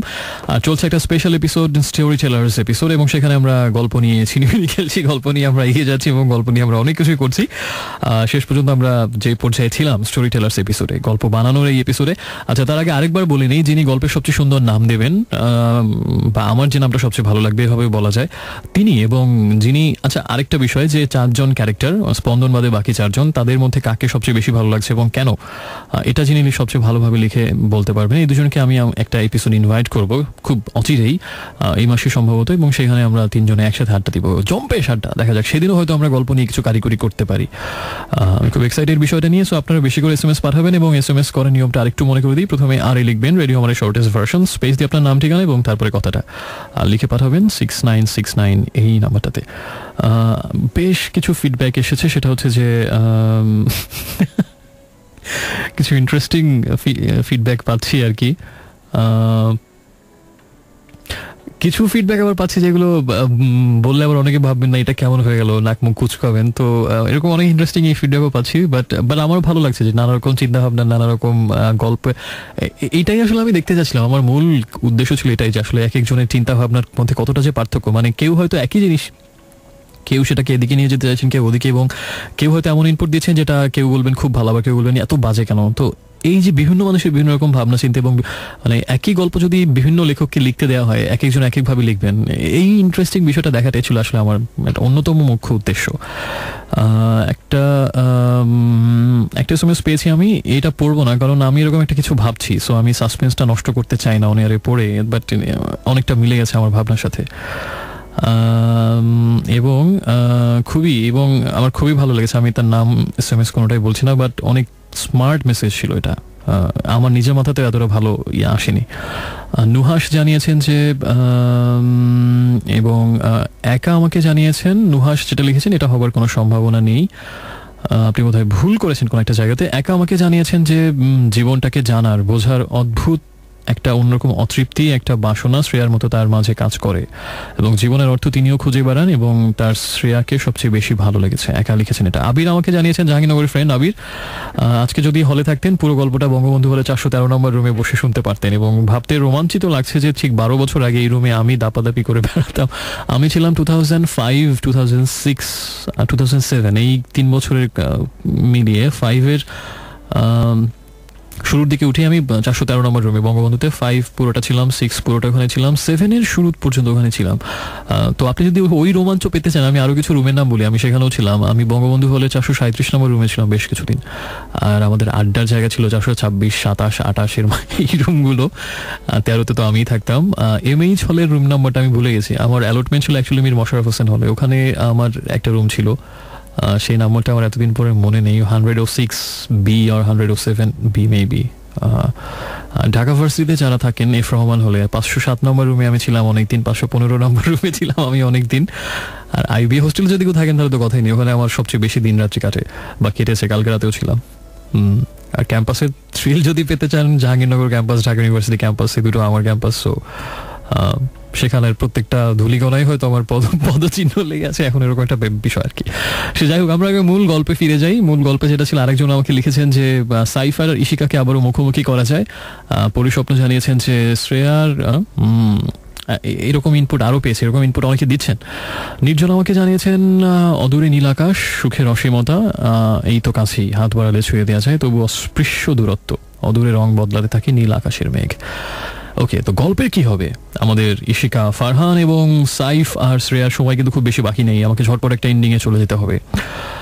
তো আমরা বলেছি যে গল্পের এখন যে দিকটাতে দ্রবীভূত সেটা হচ্ছে যে শ্রেয়া এবং স্পন্দনের একটা অন্যরকম ব্যতিক্রমধর্মী বন্ধুত্ব, বয়সের বিশাল ব্যবধান এবং অলমোস্ট বলা যায় ডাবল, দুজনের শ্রেয়ার এজ তার থেকে ডাবলের একটু কম হয়তো, এবং সবকিছু মিলিয়ে তাদের দুজনের জীবনের কাহিনী, জীবনের গভীরতা বা জীবনের যে যতটুকু দেখেছে অভিজ্ঞতা সবকিছু অনেক বেশি বৈপরীত্যে ভরা, কিন্তু তারপর একটা অন্যরকম একটা অসম বন্ধুত্বের তৈরি হয় তাদের মধ্যে। এবং আসলে একেবারে বলা যায় যে এটাকে আকণ্ঠ সুধার মতো গোগ্রাসে গিলতে থাকে স্পন্দন, এবং প্রতিটা দিনকে সে আসলে তার নিজের মতো করে বা শ্রেয়ার দেখানো উপায়ে সে আসলে উপভোগ করতে থাকে এবং জীবনের নতুন মানে সে খুঁজে পায়। এতদিন তার কাছে জীবন ছিল সেই মায়ের যন্ত্রণাকাতর মুখ প্রতিদিন দেখা, বাবার জন্য অপেক্ষা করা, বা বাবা মার সেই দ্বিধা দ্বন্দ্ব নিয়ে আত্মীয় স্বজনের নানা রকম বাঁকা কথা শোনা, এবং নিজের এই একটা খুব কলঙ্কিত বা বলা যায় অন্ধকার একটা অধ্যায়কে লুকিয়ে রাখা বন্ধুদের কাছ থেকে, পুরো পৃথিবীর কাছ থেকে, এবং ভেতরে ভেতরে গ্লানি একটা কাজ করা, একদম অন্যরকম একটা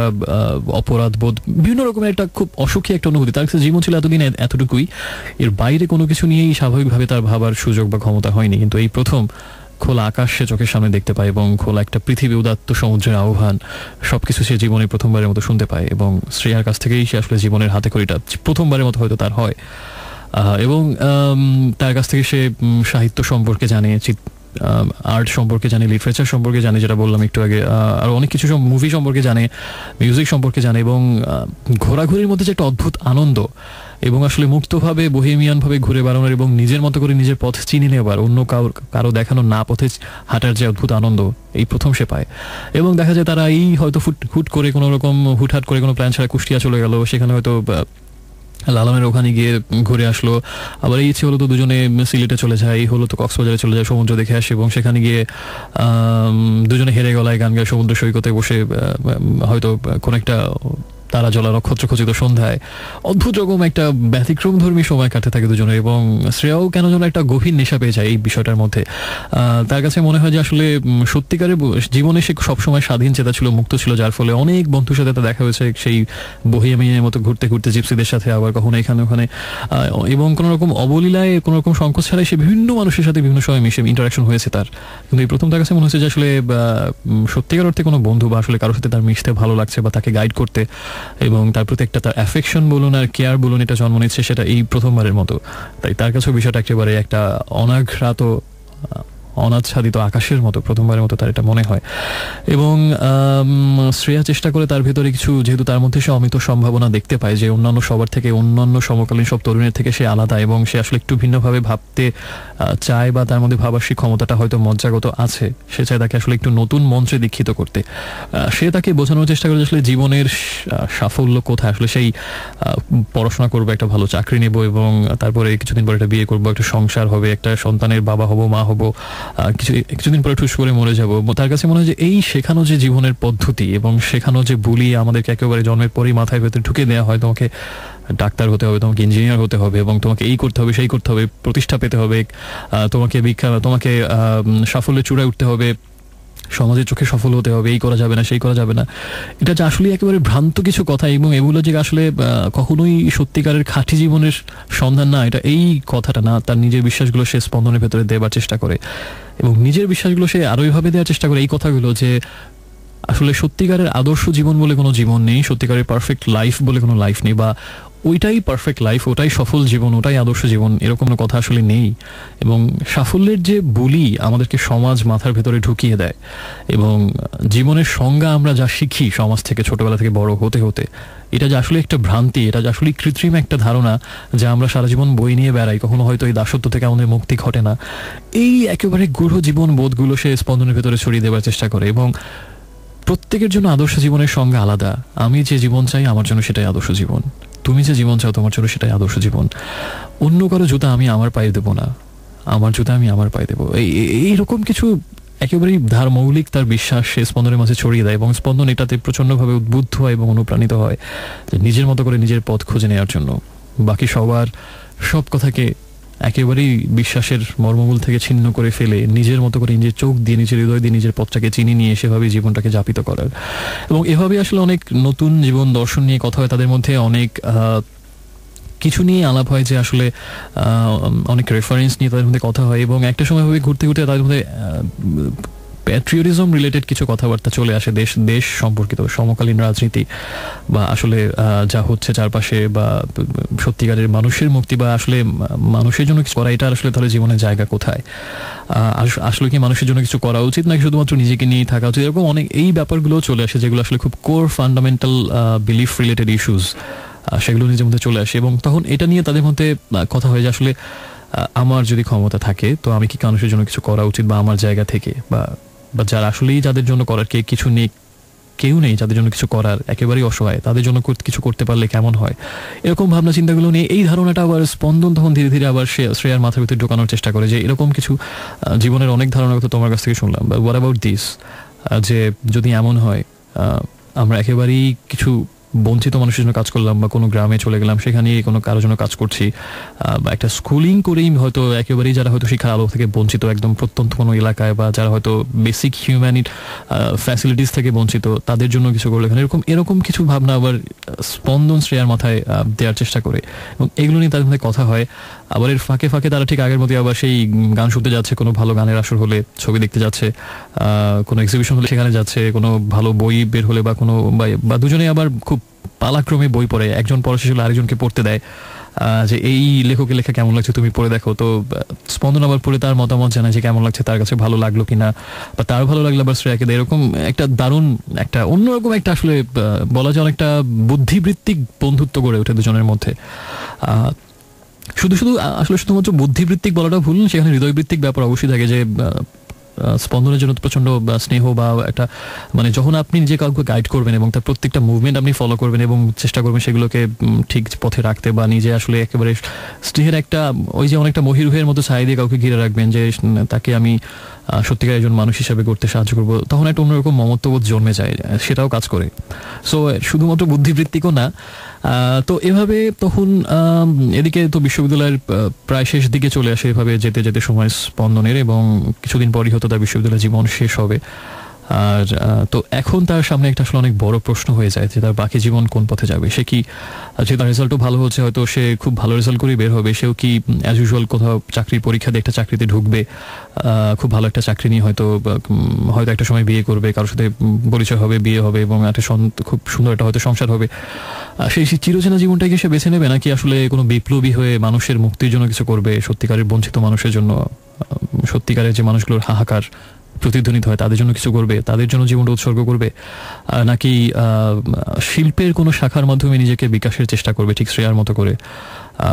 কোন পথে সে যাবে, অনেক কিছুটা সংশয়, কিছুটা দ্বিধা তার মধ্যে এই পর্যায়ে এসে চলে আসে, কারণ সে আসলে ঠিক বুঝে উঠতে পারে না আসলে কোনটা তার সঠিক পথ। মাঝে মাঝে তার মনে হয় তার বাবা মার কথা, যে এখনো হয়তো মাঝে মাঝে ভাবে যদি এখনো এমন হতো, আবার দুজনে হয়তো জীবনের শেষ দিকে এসেও যদি একজন আরেকজনের মাঝে আশ্রয় খুঁজে পেত, তাদের জন্য তার খারাপ লাগে, কষ্ট হয়। আবার মাঝে মাঝে সেটাও ভাবে যে সংসারের সেই চিরচেনা ডিঙির মধ্যেই আসলে সে জীবনটা কাটাবে না, মুক্ত মানবের মতো, মুক্ত বিহঙ্গের মতো তার পথ খুঁজে নেবে, মানুষের জন্য কিছু করার আনন্দ সে পাবে। আবার মাঝে মাঝে মনে হয় সে সাহিত্য নিয়ে মেতে থাকবে, লেখালেখি করবে, সাহিত্যের মাধ্যমেই তার জীবনের তার কথাগুলো সে তুলে ধরবে। আবার মাঝে মাঝে মনে হয় হয়তো বিদেশেও চলে যাবে স্কলারশিপ নিয়ে, সেখানে গিয়ে হয়তো অন্য জীবন, অন্য ভাবনা, অন্য কিছু সংস্পর্শে সে আসলে হয়তো আরো অনেকভাবে বিভিন্ন দৃষ্টিকোণ থেকে জীবনকে সে বুঝে উঠতে পারবে। আসলে একটা দ্বিধাগ্রস্ততার মধ্যে পড়ে যায়, এবং এইভাবে পড়ে সে আসলে শ্রেয়ার কাছেই পরামর্শটা চায় আসলে কোন পথে তার বেছে নেওয়া উচিত। কিন্তু ঠিক এই জায়গাটাতে সে আসলে শ্রেয়ার ঠিক কোনো কিছু চাপিয়ে দিতে চায় না, যে বলে তোমার জীবনের পথটা তোমার নিজেরই নেওয়া উচিত, সেটা আমি তোমার উপরে চাপিয়ে দিতে চাই না। আমি শুধু তোমাকে অনেকগুলো জানালার সন্ধান দিয়েছি, অনেকগুলো দেখার চোখ তোমার ভেতরে আমি দিয়েছি, অনেক কিছুকে নতুন করে দেখার, বোঝার, কিন্তু চূড়ান্ত সিদ্ধান্তটা তোমাকে নিতে হবে যে কোন চোখটা দিয়ে তুমি জগৎকে দেখতে চাও, কোন পথে তুমি হাঁটতে চাও, আর কোন জানালার পাশে গিয়ে দাঁড়াতে চাও মুক্ত বাতাসের জন্য। সেই সিদ্ধান্ত তোমার নিজের একারই। এবং এই সময়টাতে সে আসলে একটা প্রচন্ড রকম সংশয় এবং দ্বিধাগ্রস্ততার মধ্যে সে পড়ে যায়। আর ওদিকে ফারহান এবং ইশিকার জীবনের উল্লেখযোগ্য পরিবর্তন বলতে, ইশিকার বাবা গত হয়েছেন বেশ কিছুদিন আগে, এবং সম্পূর্ণ প্রতিষ্ঠানের ভার এখন তার উপরে, এবং রাত দিন পরিশ্রম করছে, সে ডানে বামে তাকানোর সময় পর্যন্ত পাচ্ছে না। কিন্তু এত ব্যস্ততার মধ্যেও কখনো কখনো প্রচন্ড শূন্যতা, রিক্ততা, না বাবার বেদনা তাকে ঘিরে ধরে। কারণ যত ব্যস্তই একটা মানুষ হয় না কেন, পৃথিবীর শত ব্যস্ততাও পারে না একটা মানুষের একেবারে ভেতরের চাপা যন্ত্রণাগুলোকে সারা জীবনের জন্য দূর করে দিতে। মাঝে মাঝে সে ওই কোথাও আগুন লাগলে যেমন ধোঁয়া উঠবেই, সেটাকে ঢেকে রাখা যাবে না, তেমনি প্রচণ্ড তীব্র কষ্টগুলো আসলে অনেক কিছুর মুখোশ দিয়ে আসলে পুরোপুরি ঢেকে রাখা যায় না। মাঝে মাঝে তার ভেতরে সেই নিঃসঙ্গতাটা হাহাকার দিয়ে ওঠে আবার, এবং আবারও তার হয়তো এতদিন পরও, এত বছর পরে এসেও সেই কষ্টগুলো প্রচণ্ডভাবে তাকে গ্রাস করে। আর ফারহানের জীবনে আসলে একদিকে প্রাপ্তি, তার সন্তান তার মতো করেই বড় হচ্ছে এবং জীবনের অনেক বড় ধারণা সে নিচ্ছে, এবং জীবনের বিভিন্ন মাত্রিক ধারণা, বহুমাত্রিক ধারণা সে অর্জন করছে, এবং অন্যান্য তরুণের মতো গট্টলিকা স্রোতে গা ভাসিয়ে সে দেয়নি। আবার একদিকে তার জীবনের অপূর্ণতা, যে সেই যেভাবে বিচ্ছেদ ঘটলো দুজনের মধ্যে এবং সংসারটা যেভাবে ছিন্ন ভিন্ন হয়ে গেল, সেই আক্ষেপ তার মধ্যেও আছে। এভাবে আসলে মন্দের ভালো, ভালোর মন্দ নিয়ে আসলে মিশ্র জীবনযাপন করছে ফারহান এবং ইশিকা। আর সাইফ তো তার ইউনিভার্সিটি অ্যাজ ইউজুয়াল, তেমন উল্লেখযোগ্য পরিবর্তন তার মধ্যে আসেনি। আর শ্রেয়া আর স্পন্দনের গল্প তো অনেক করে বললাম, তো একদম শেষ দিকে আমরা প্রায় গল্পের। এখন বাকিটা ডিপেন্ড করছে আপনি কি ভাবছেন, আপনি কোথায় নিতে চান একদম ফিনিশিংটাতে। খুব বেশি সময় তো আমাদের হাতে নেই, দেখা যাক, আমরা অধীর আগ্রহে অপেক্ষা করছি আপনার ইনপুটের জন্য। প্রথমে আরে লিখবেন, স্পেস দিয়ে আপনার নাম, ঠিকানা এবং তারপরে কথাগুলো আর লিখে পাঠাবেন 6969 এই নাম্বারটাতে। সো এখন আমরা একটা গান শুনবো, গানটা শুনে একটু পরে ফিরে আসছি, সাথেই থাকুন। থাকা শূন্য দৃষ্টিতে দেয়ালের অপার্থিব আলোর ভিড়ে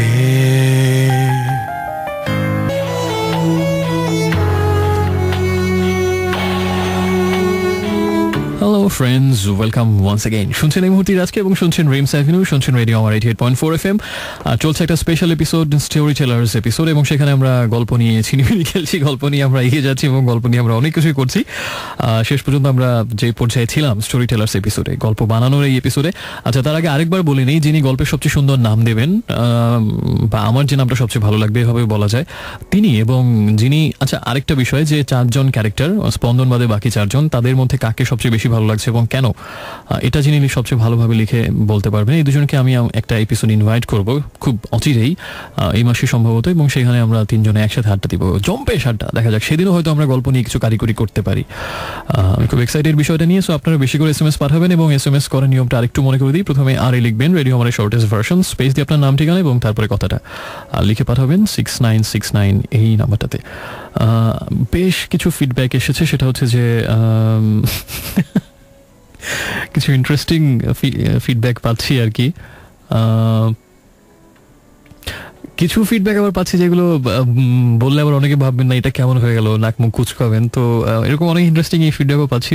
বাট আমারও ভালো লাগছে যে নানা রকম চিন্তাভাবনা, নানা রকম গল্প, এইটাই আসলে আমি দেখতে চাচ্ছিলাম। আমার মূল উদ্দেশ্য ছিল এটাই, যে আসলে এক একজনের চিন্তাভাবনার মধ্যে কতটা যে পার্থক্য, মানে কেউ হয়তো একই জিনিস, কেউ সেটাকে এদিকে নিয়ে যেতে চাইছেন, কেউ ওদিকে, এবং কেউ হয়তো এমন ইনপুট দিচ্ছেন যেটা কেউ বলবেন খুব ভালো, বা কেউ বলবেন এত বাজে কেন। তো এই যে বিভিন্ন মানুষের বিভিন্ন রকম ভাবনা চিন্তা, এবং মানে একই গল্প যদি বিভিন্ন লেখককে লিখতে দেওয়া হয়, এক একজন এক একভাবে লিখবেন, এই ইন্টারেস্টিং বিষয়টা দেখাটাই ছিল আসলে আমার একটা অন্যতম মুখ্য উদ্দেশ্য।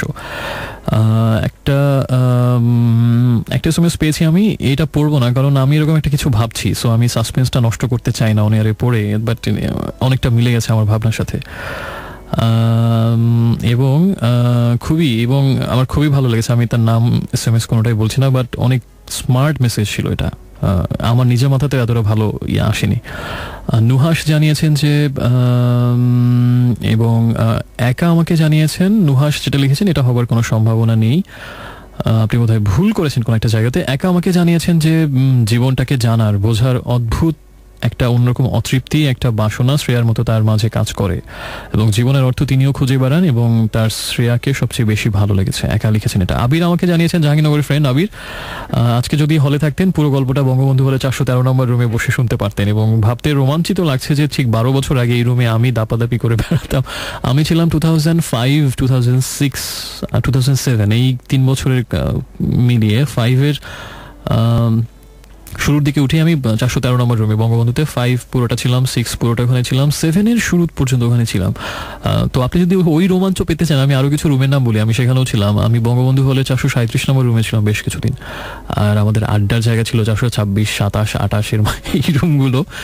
13-তে তো আমিই থাকতাম।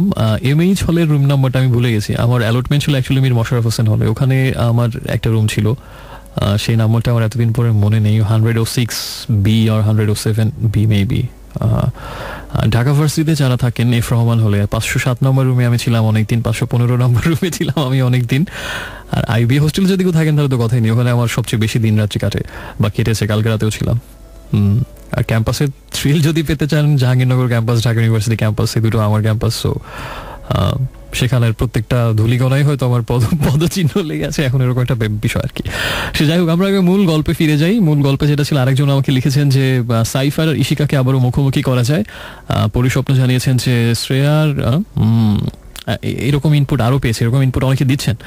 নির্জন আমাকে জানিয়েছেন অদূরে নীল আকাশ, সুখের অসীমতা, এই তো কাছেই, হাত বাড়ালে ছুঁয়ে দেওয়া যায়, তবু অস্পৃশ্য দূরত্ব, অদূরে রং বদলাতে থাকে নীল আকাশের মেঘ। ওকে, তো গল্পের কি হবে? আমাদের ইশিকা, ফারহান এবং সাইফ আর শ্রেয়ার সময় কিন্তু খুব বেশি বাকি নেই, আমাকে ঝটপট একটা এন্ডিংয়ে চলে যেতে হবে।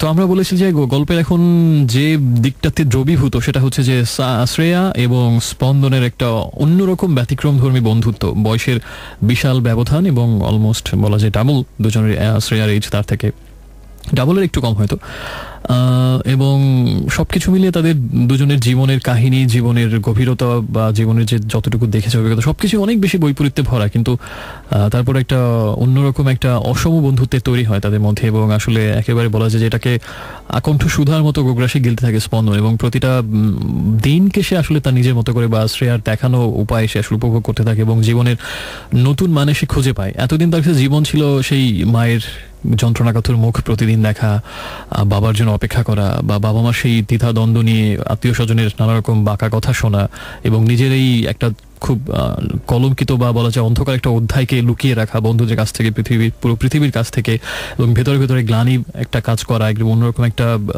অপরাধ বোধ, বিভিন্ন রকমের একটা খুব অসুখী একটা অনুভূতি। তার কাছে জীবন ছিল এতদিন এতটুকুই, এর বাইরে কোনো কিছু নিয়েই স্বাভাবিকভাবে তার ভাবার সুযোগ বা ক্ষমতা হয়নি। কিন্তু এই প্রথম খোলা আকাশ সে চোখের সামনে দেখতে পায় এবং খোলা একটা পৃথিবী, উদাত্ত সমুদ্রের আহ্বান, সবকিছু সে জীবনে প্রথমবারের মতো শুনতে পায়। এবং শ্রেয়ার কাছ থেকেই সে আসলে জীবনের হাতে খড়িটা প্রথমবারের মতো হয়তো তার হয়। এবং তার কাছ থেকে সে সাহিত্য সম্পর্কে জানে, আর্ট সম্পর্কে জানে, লিটারেচার সম্পর্কে জানে, যেটা বললাম একটু আগে, আর অনেক কিছু মুভি সম্পর্কে জানে, মিউজিক সম্পর্কে জানে, এবং ঘোরাঘুরির মধ্যে যে একটা অদ্ভুত আনন্দ, এবং আসলে মুক্তভাবে বহেমিয়ানভাবে ঘুরে বেড়ানোর এবং নিজের মতো করে নিজের পথ চিনে নেবার, অন্য কারো দেখানো না পথে হাঁটার যে অদ্ভুত আনন্দ, এই প্রথম সে পায়। এবং দেখা যায় তারা এই হয়তো হুট করে কোনো রকম হুটহাট করে কোনো প্ল্যান ছাড়া কুষ্টিয়া চলে গেল, সেখানে হয়তো লালনের ওখানে গিয়ে ঘুরে আসলো। আবার এই ইচ্ছে হলো তো দুজনে সিলেটে চলে যায়, এই হলো তো কক্সবাজারে চলে যায়, সমুদ্র দেখে আসে, এবং সেখানে গিয়ে দুজনে হেরে গলায় গান গায় সমুদ্র সৈকতে বসে, হয়তো কোনো একটা তারা জলা নক্ষত্র খচিত সন্ধ্যায় অদ্ভুত রকম একটা ব্যতিক্রমধর্মী সময় কাটতে থাকে দুজনের। এবং শ্রেয়াও কেন যেন একটা গভীর নেশা পেয়ে যায় এই বিষয়টার মধ্যে। তার কাছে মনে হয় যে আসলে সত্যিকারের জীবনে সে সবসময় স্বাধীন চেতা ছিল, মুক্ত ছিল, যার ফলে অনেক বন্ধুর সাথে তার দেখা হয়েছে সেই বহিয়ামিনের মতো ঘুরতে ঘুরতে জিপসিদের সাথে, আবার কখনো এখানে ওখানে, এবং কোনো রকম অবলীলায় কোনো রকম সংকোচ ছাড়াই সে বিভিন্ন মানুষের সাথে বিভিন্ন সময় মিশে ইন্টারাকশন হয়েছে তার। কিন্তু এই প্রথম তার কাছে মনে হচ্ছে যে আসলে সত্যিকার অর্থে কোনো বন্ধু বা আসলে কারোর সাথে তার মিশতে ভালো লাগছে বা তাকে গাইড করতে এবং তার প্রতি একটা তার অ্যাফেকশন বলুন আর কেয়ার বলুন এটা জন্ম নিচ্ছে, সেটা এই প্রথমবারের মতো। তাই তার কাছেও বিষয়টা একেবারে একটা অনাঘ্রাত অনাচ্ছাদিত আকাশের মতো প্রথমবারের মতো তার এটা মনে হয়। এবং শ্রেয়া চেষ্টা করে তার ভেতরে কিছু, যেহেতু তার মধ্যে সে অমিত সম্ভাবনা দেখতে পায় যে অন্যান্য সবার থেকে, অন্যান্য সমকালীন সব তরুণের থেকে সে আলাদা, এবং সে আসলে একটু ভিন্নভাবে ভাবতে চায় বা তার মধ্যে ভাবার সেই ক্ষমতাটা হয়তো মজ্জাগত আছে, সে চায় তাকে আসলে একটু নতুন মন্ত্রে দীক্ষিত করতে। সে তাকে বোঝানোর চেষ্টা করে আসলে জীবনের সাফল্য কোথায়, আসলে সেই পড়াশোনা করবো, একটা ভালো চাকরি নেব, এবং তারপরে কিছুদিন পরে একটা বিয়ে করবো, একটা সংসার হবে, একটা সন্তানের বাবা হব, মা হব, কিছুদিন পরে ঠুস করে মরে যাব। তার কাছে মনে হয় যে এই শেখানো যে জীবনের পদ্ধতি এবং শেখানো যে বুলি আমাদেরকে একেবারে জন্মের পরেই মাথায় ভেতরে ঢুকে দেওয়া হয়, তোমাকে ডাক্তার হতে হবে, তোমাকে ইঞ্জিনিয়ার হতে হবে, এবং তোমাকে এই করতে হবে, সেই করতে হবে, প্রতিষ্ঠা পেতে হবে, তোমাকে সাফল্যের চূড়ায় উঠতে হবে, সমাজের চোখে সফল হতে হবে, এই করা যাবে না, সেই করা যাবে না, এটা যে আসলে একেবারে ভ্রান্ত কিছু কথা, এবং এগুলো যে আসলে কখনোই সত্যিকারের খাঁটি জীবনের সন্ধান না, এটা এই কথাটা না, তার নিজের বিশ্বাসগুলো সে স্পন্দনের ভেতরে দেবার চেষ্টা করে, এবং নিজের বিশ্বাসগুলো সে আরো এইভাবে দেওয়ার চেষ্টা করে, এই কথাগুলো যে আসলে সত্যিকারের আদর্শ জীবন বলে কোনো জীবন নেই, সত্যিকারের পারফেক্ট লাইফ বলে কোনো লাইফ নেই, বা ওইটাই পারফেক্ট লাইফ, ওটাই সফল জীবন, ওটাই আদর্শ জীবন, এরকম কোনো কথা আসলে নেই। এবং সাফল্যের যে বুলি আমাদেরকে সমাজ মাথার ভেতরে ঢুকিয়ে দেয়, এবং জীবনের সংজ্ঞা আমরা যা শিখি সমাজ থেকে ছোটবেলা থেকে বড় হতে হতে, এটা যে আসলে একটা ভ্রান্তি, এটা যে আসলে কৃত্রিম একটা ধারণা যা আমরা সারা জীবন বই নিয়ে বেড়াই, কখনো হয়তো এই দাসত্ব থেকে আমাদের মুক্তি ঘটে না, এই একেবারে গূঢ় জীবন বোধগুলো সে স্পন্দনের ভেতরে ছড়িয়ে দেওয়ার চেষ্টা করে। এবং প্রত্যেকের জন্য আদর্শ জীবনের সঙ্গে আলাদা। আমি যে জীবন চাই আমার জন্য সেটাই আদর্শ জীবন, তুমি যে জীবন চাও তোমার জন্য সেটাই আদর্শ জীবন। অন্য কারো জুতা আমি আমার পায়ে দেবো না, আমার জুতা আমি আমার পায়ে দেবো, এইরকম কিছু একেবারেই মৌলিক তার বিশ্বাস সে স্পন্দনের মাঝে ছড়িয়ে দেয়। এবং স্পন্দন এটাতে প্রচণ্ডভাবে উদ্বুদ্ধ হয় এবং অনুপ্রাণিত হয় যে নিজের মতো করে নিজের পথ খুঁজে নেওয়ার জন্য। বাকি সবার সব কথাকে একেবারেই বিশ্বাসের মর্মমূল থেকে ছিন্ন করে ফেলে নিজের মতো করে নিজের চোখ দিয়ে নিজের হৃদয় দিয়ে নিজের পথটাকে চিনি নিয়ে সেভাবেই জীবনটাকে যাপিত করার।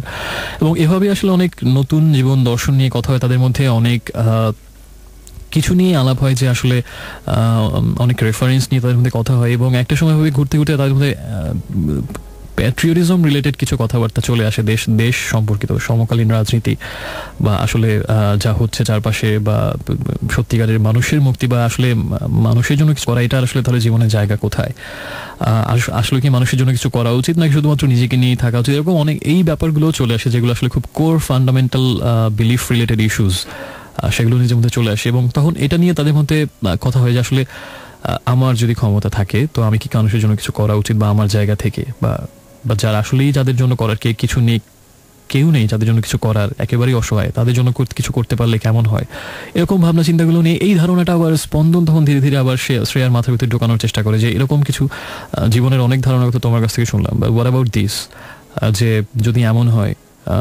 আমরা একেবারেই কিছু বঞ্চিত মানুষের জন্য কাজ করলাম, বা কোনো গ্রামে চলে গেলাম, সেখানে কোনো কারোর জন্য কাজ করছি, বা একটা স্কুলিং করেই হয়তো একেবারেই যারা হয়তো শিক্ষার আলো থেকে বঞ্চিত, একদম প্রত্যন্ত কোনো এলাকায়, বা যারা হয়তো বেসিক হিউম্যানিট ফ্যাসিলিটিস থেকে বঞ্চিত, তাদের জন্য কিছু করলে এরকম কিছু ভাবনা আবার স্পন্দন শ্রেয়ার মাথায় দেওয়ার চেষ্টা করে। এবং এগুলো নিয়ে তাদের মধ্যে কথা হয়। আবার এর ফাঁকে ফাঁকে তারা ঠিক আগের মতো আবার সেই গান শুনতে যাচ্ছে, কোনো ভালো গানের আসর হলে ছবি দেখতে যাচ্ছে, কোনো এক্সিবিশন হলে সেখানে যাচ্ছে, কোনো ভালো বই বের হলে, বা কোনো বা দুজনে আবার খুব পালাক্রমে বই পড়ে, একজন পড়া শেষ হলে আরেকজনকে পড়তে দেয়, যে এই লেখকের লেখা কেমন লাগছে তুমি পড়ে দেখো। তো স্পন্দন আবার পড়ে তার মতামত জানায় যে কেমন লাগছে, তার কাছে ভালো লাগলো কিনা, বা তার ভালো লাগলো আবার শ্রেয়াকে দেয়। এরকম একটা দারুণ একটা অন্যরকম একটা আসলে বলা যায় অনেকটা বুদ্ধিবৃত্তিক বন্ধুত্ব গড়ে ওঠে দুজনের মধ্যে। শুধু আসলে শুধুমাত্র বুদ্ধিবৃত্তিক বলাটা ভুল, সেখানে হৃদয়বৃত্তিক ব্যাপার অবশ্যই থাকে, যে স্পন্দনের জন্য প্রচন্ড স্নেহ, বা একটা মানে যখন আপনি নিজে কাউকে গাইড করবেন এবং তার প্রত্যেকটা মুভমেন্ট আপনি ফলো করবেন এবং চেষ্টা করবেন সেগুলোকে ঠিক পথে রাখতে, বা নিজে আসলে একেবারে স্নেহের একটা ওই যে অনেকটা মহিরুহের মতো ছায়া দিয়ে কাউকে ঘিরে রাখবেন, যে তাকে আমি সত্যিকার একজন মানুষ হিসাবে করতে সাহায্য করবো, তখন একটা অন্যরকম মমত্ববোধ জন্মে যায়, সেটাও কাজ করে। সো শুধুমাত্র বুদ্ধিবৃত্তিকও না। তো এভাবে তখন এদিকে তো বিশ্ববিদ্যালয়ের প্রায় শেষ দিকে চলে আসে, এভাবে যেতে যেতে সময় স্পন্দনের, এবং কিছুদিন পরই হয়তো তার বিশ্ববিদ্যালয় জীবন শেষ হবে। আর তো এখন তার সামনে একটা আসলে অনেক বড় প্রশ্ন হয়ে যায় যে তার বাকি জীবন কোন পথে যাবে। সে কি, যে তার রেজাল্টও ভালো হচ্ছে, হয়তো সে খুব ভালো রেজাল্ট করে বের হবে, সেও কি অ্যাজ ইউজুয়াল কোথাও চাকরির পরীক্ষা দিয়ে একটা চাকরিতে ঢুকবে, খুব ভালো একটা চাকরি নিয়ে হয়তো একটা সময় বিয়ে করবে, কারোর সাথে পরিচয় হবে, বিয়ে হবে, এবং একটা খুব সুন্দর একটা হয়তো সংসার হবে। সেই চিরচেনা জীবনটাকে সে বেছে নেবে, নাকি আসলে কোনো বিপ্লবী হয়ে মানুষের মুক্তির জন্য কিছু করবে, সত্যিকারের বঞ্চিত মানুষের জন্য, সত্যিকারের যে মানুষগুলোর হাহাকার প্রতিধ্বনিত হয় তাদের জন্য কিছু করবে, তাদের জন্য জীবনটা উৎসর্গ করবে, নাকি শিল্পের কোনো শাখার মাধ্যমে নিজেকে বিকাশের চেষ্টা করবে ঠিক শ্রেয়ার মতো করে।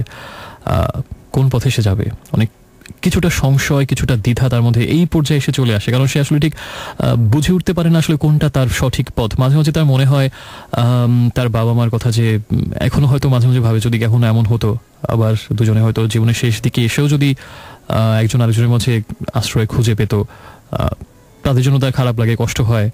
আবার মাঝে মাঝে সেটাও ভাবে যে সংসারের সেই চিরচেনা ডিঙির মধ্যেই আসলে সে জীবনটা কাটাবে না, মুক্ত মানবের মতো, মুক্ত বিহঙ্গের মতো তার পথ খুঁজে নেবে, মানুষের জন্য কিছু করার আনন্দ সে পাবে। আবার মাঝে মাঝে মনে হয় সে সাহিত্য নিয়ে মেতে থাকবে, লেখালেখি করবে, সাহিত্যের মাধ্যমে তার জীবনের তার কথাগুলো সে তুলে ধরবে। আবার মাঝে মাঝে মনে হয় হয়তো বিদেশেও চলে যাবে স্কলারশিপ নিয়ে, সেখানে গিয়ে হয়তো অন্য জীবন, অন্য ভাবনা, অন্য কিছু সংস্পর্শে সে আসলে হয়তো আরো অনেকভাবে বিভিন্ন দৃষ্টিকোণ থেকে জীবনকে সে বুঝে উঠতে পারবে।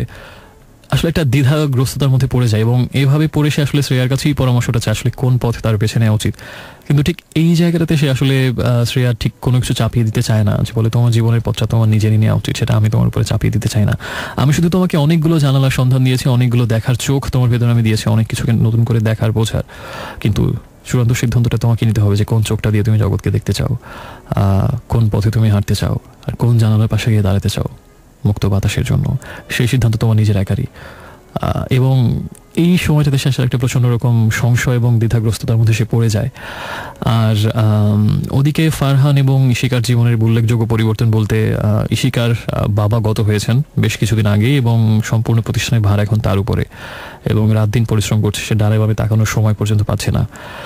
কিন্তু এত ব্যস্ততার মধ্যেও কখনো কখনো প্রচণ্ড শূন্যতা, রিক্ততা, না বাবার বেদনা তাকে ঘিরে ধরে। কারণ যত ব্যস্তই একটা মানুষ হয় না কেন, পৃথিবীর শত ব্যস্ততাও পারে না একটা মানুষের একেবারে ভেতরের চাপা যন্ত্রণাগুলোকে সারা জীবনের জন্য দূর করে দিতে। মাঝে মাঝে সে ওই কোথাও আগুন লাগলে যেমন ধোঁয়া উড়বেই, সেটাকে ঢেকে রাখা যাবে না, তেমনি প্রচণ্ড তীব্র কষ্টগুলো আসলে অনেক কিছুর মুখোশ দিয়েও আসলে পুরোপুরি ঢেকে রাখা যায় না। মাঝে মাঝে তার ভেতরে সেই নিঃসঙ্গতাটা হাহাকার দিয়ে ওঠে আবার, এবং আবারও তার হয়তো এতদিন পরও, এত বছর পরে এসেও সেই কষ্টগুলো প্রচণ্ডভাবে তাকে গ্রাস করে। আর ফারহানের জীবনে আসলে একদিকে প্রাপ্তি, তার সন্তান তার মতো করেই বড় হচ্ছে এবং জীবনের অনেক বড় ধারণা সে নিচ্ছে, এবং জীবনের বিভিন্ন মাত্রিক ধারণা, বহুমাত্রিক ধারণা সে অর্জন করছে, এবং অন্যান্য তরুণের মতো গট্টলিকা স্রোতে গা ভাসিয়ে সে দেয়নি। আবার একদিকে তার জীবনের অপূর্ণতা, যে সেই যেভাবে বিচ্ছেদ ঘটলো দুজনের মধ্যে এবং সংসারটা যেভাবে ছিন্ন ভিন্ন হয়ে গেল, সেই আক্ষেপ তার মধ্যেও আছে। এভাবে আসলে মন্দের ভালো, ভালোর মন্দ নিয়ে আসলে মিশ্র জীবনযাপন করছে ফারহান এবং ইশিকা। আর সাইফ তো তার ইউনিভার্সিটি অ্যাজ ইউজুয়াল, তেমন উল্লেখযোগ্য পরিবর্তন তার মধ্যে আসেনি। আর শ্রেয়া আর স্পন্দনের গল্প তো অনেক করে বললাম, তো একদম শেষ দিকে আমরা প্রায় গল্পের। এখন বাকিটা ডিপেন্ড করছে আপনি কি ভাবছেন, আপনি কোথায় নিতে চান একদম ফিনিশিংটাতে। খুব বেশি সময় তো আমাদের হাতে নেই, দেখা যাক, আমরা অধীর আগ্রহে অপেক্ষা করছি আপনার ইনপুটের জন্য। প্রথমে আরে লিখবেন, স্পেস দিয়ে আপনার নাম, ঠিকানা এবং তারপরে কথাগুলো আর লিখে পাঠাবেন 6969 এই নাম্বারটাতে। সো এখন আমরা একটা গান শুনবো, গানটা শুনে একটু পরে ফিরে আসছি, সাথে থাকুন। থাকা শূন্য দৃষ্টিতে দেয়ালের অপার্থিব আলোর ভিড়ে